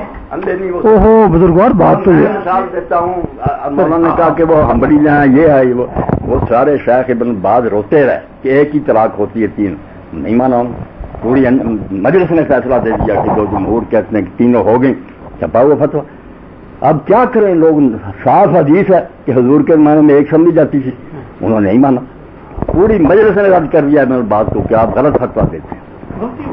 اب حلالہ کی بات تھی, حلالہ جو ہے ابن حزم بیٹھے ہیں مصطفی کا, آپ پڑھیں, وہ زور دے رہا کہ حلالہ بالکل کرنا چاہیے, فصل لکھی اس نے, کہتا نام مراد ہو تم حلالے کو روکتے ہو. حضور نے محلل کہا اس کو, محرم نہیں کہا محلل. باقی وہ کہتے ہیں جو جس حلالے پر لعنت ہے وہ عقل میں جو تفریق کرے, نکاح کرتے وقت کیا ہے نا کہ میں کل کے لیے 2 دن, وہ کہتے ہیں متا ہو جائے. اگر دل بھائی بات اب سنیں مسئلے کی کہ جو ہے حدیث کا اتنا بڑا ہے نا امام, وہ کہہ رہا کہ حلالہ ٹھیک ہے, وہی حنفیوں والی بات کہ اگر کہہ دے گا صاحب اس موقع پڑی کہ حلالے کی طرف پھر حرام ہے. یہ علم میں نہیں المحلہ پیچھے پڑو گے اپنے جو ہے ماننے والے, کیا بنے گا تو مقلد نہیں. میں کب کہتا ہوں تقلید کرو, میں کہتا ہوں دل کھلے کرو, اختلاف رہنے دو, ان کی رائے ہے. کیوں الزام لگاتا ہے؟ میرے خیال میں سر بات یہاں پہ ابن حزم بے دین ہے, وہ کتاب و سنت کا دیوانہ ہے. ایک منٹ سر, سمجھ آئے اس کو کہتا ہے کوئی منع. ایک چھوٹا سوال ہے, امام کی اگر نماز نہیں ہوئی ہے, حدیث سے امام نماز پڑھا رہا ہے, کوئی شرعی مسئلہ ہے اس کے ساتھ, اس کے ذاتی طور پر نماز سے یہ ایسی چیز تھی, یہ پیسہ یہ فاسق ہے, یہ کوئی ریاکاری کر رہا ہے, کچھ بھی کر رہا ہے. حدیث امام بھی ایسے ہیں جن میں کئی پرابلم جی جی جی جی چلتے ہیں. بات پتا چلو وہ یار یہ تو بڑا جھوٹا تھا جس کے وجہ سے ہم نے اتنی نمازیں پڑھ لی, یا پھر اور ایسا شرعی کئی ایسے بڑی کیا بات جو پیچھے نماز پڑھنے ان کی بھی ہوئی کہ نہیں ہوئی؟ یہ سارے متفق کہتے ہوتی ہے, سارے متفق کہتے ہوتی ہے. होती है, कह रहे हैं हो रही तो बात खत्म होगी। अच्छा अच्छा अच्छा सर एक मिनट, जहीर साहब मेरे ख्याल बात को क्लोज करते हैं जी। छोड़ो। अच्छा सर बात को क्लोज करते हैं। अल्हम्दुलिल्लाह के साथ हमने सुना और इसको कबूल भी हम करें अपने अपने जहन के मुताबिक, अपने दिल के मुताबिक। दूसरी बात ये को आज हतमी नशिस्त नहीं हो रही, आइंदा भी इंशाल्लाह हम ऐसी नशिस्त करेंगे और मजीद उलमा को भी साथ इन्वॉल्व करेंगे ताकि बेहतर अंदाज में हो जाए।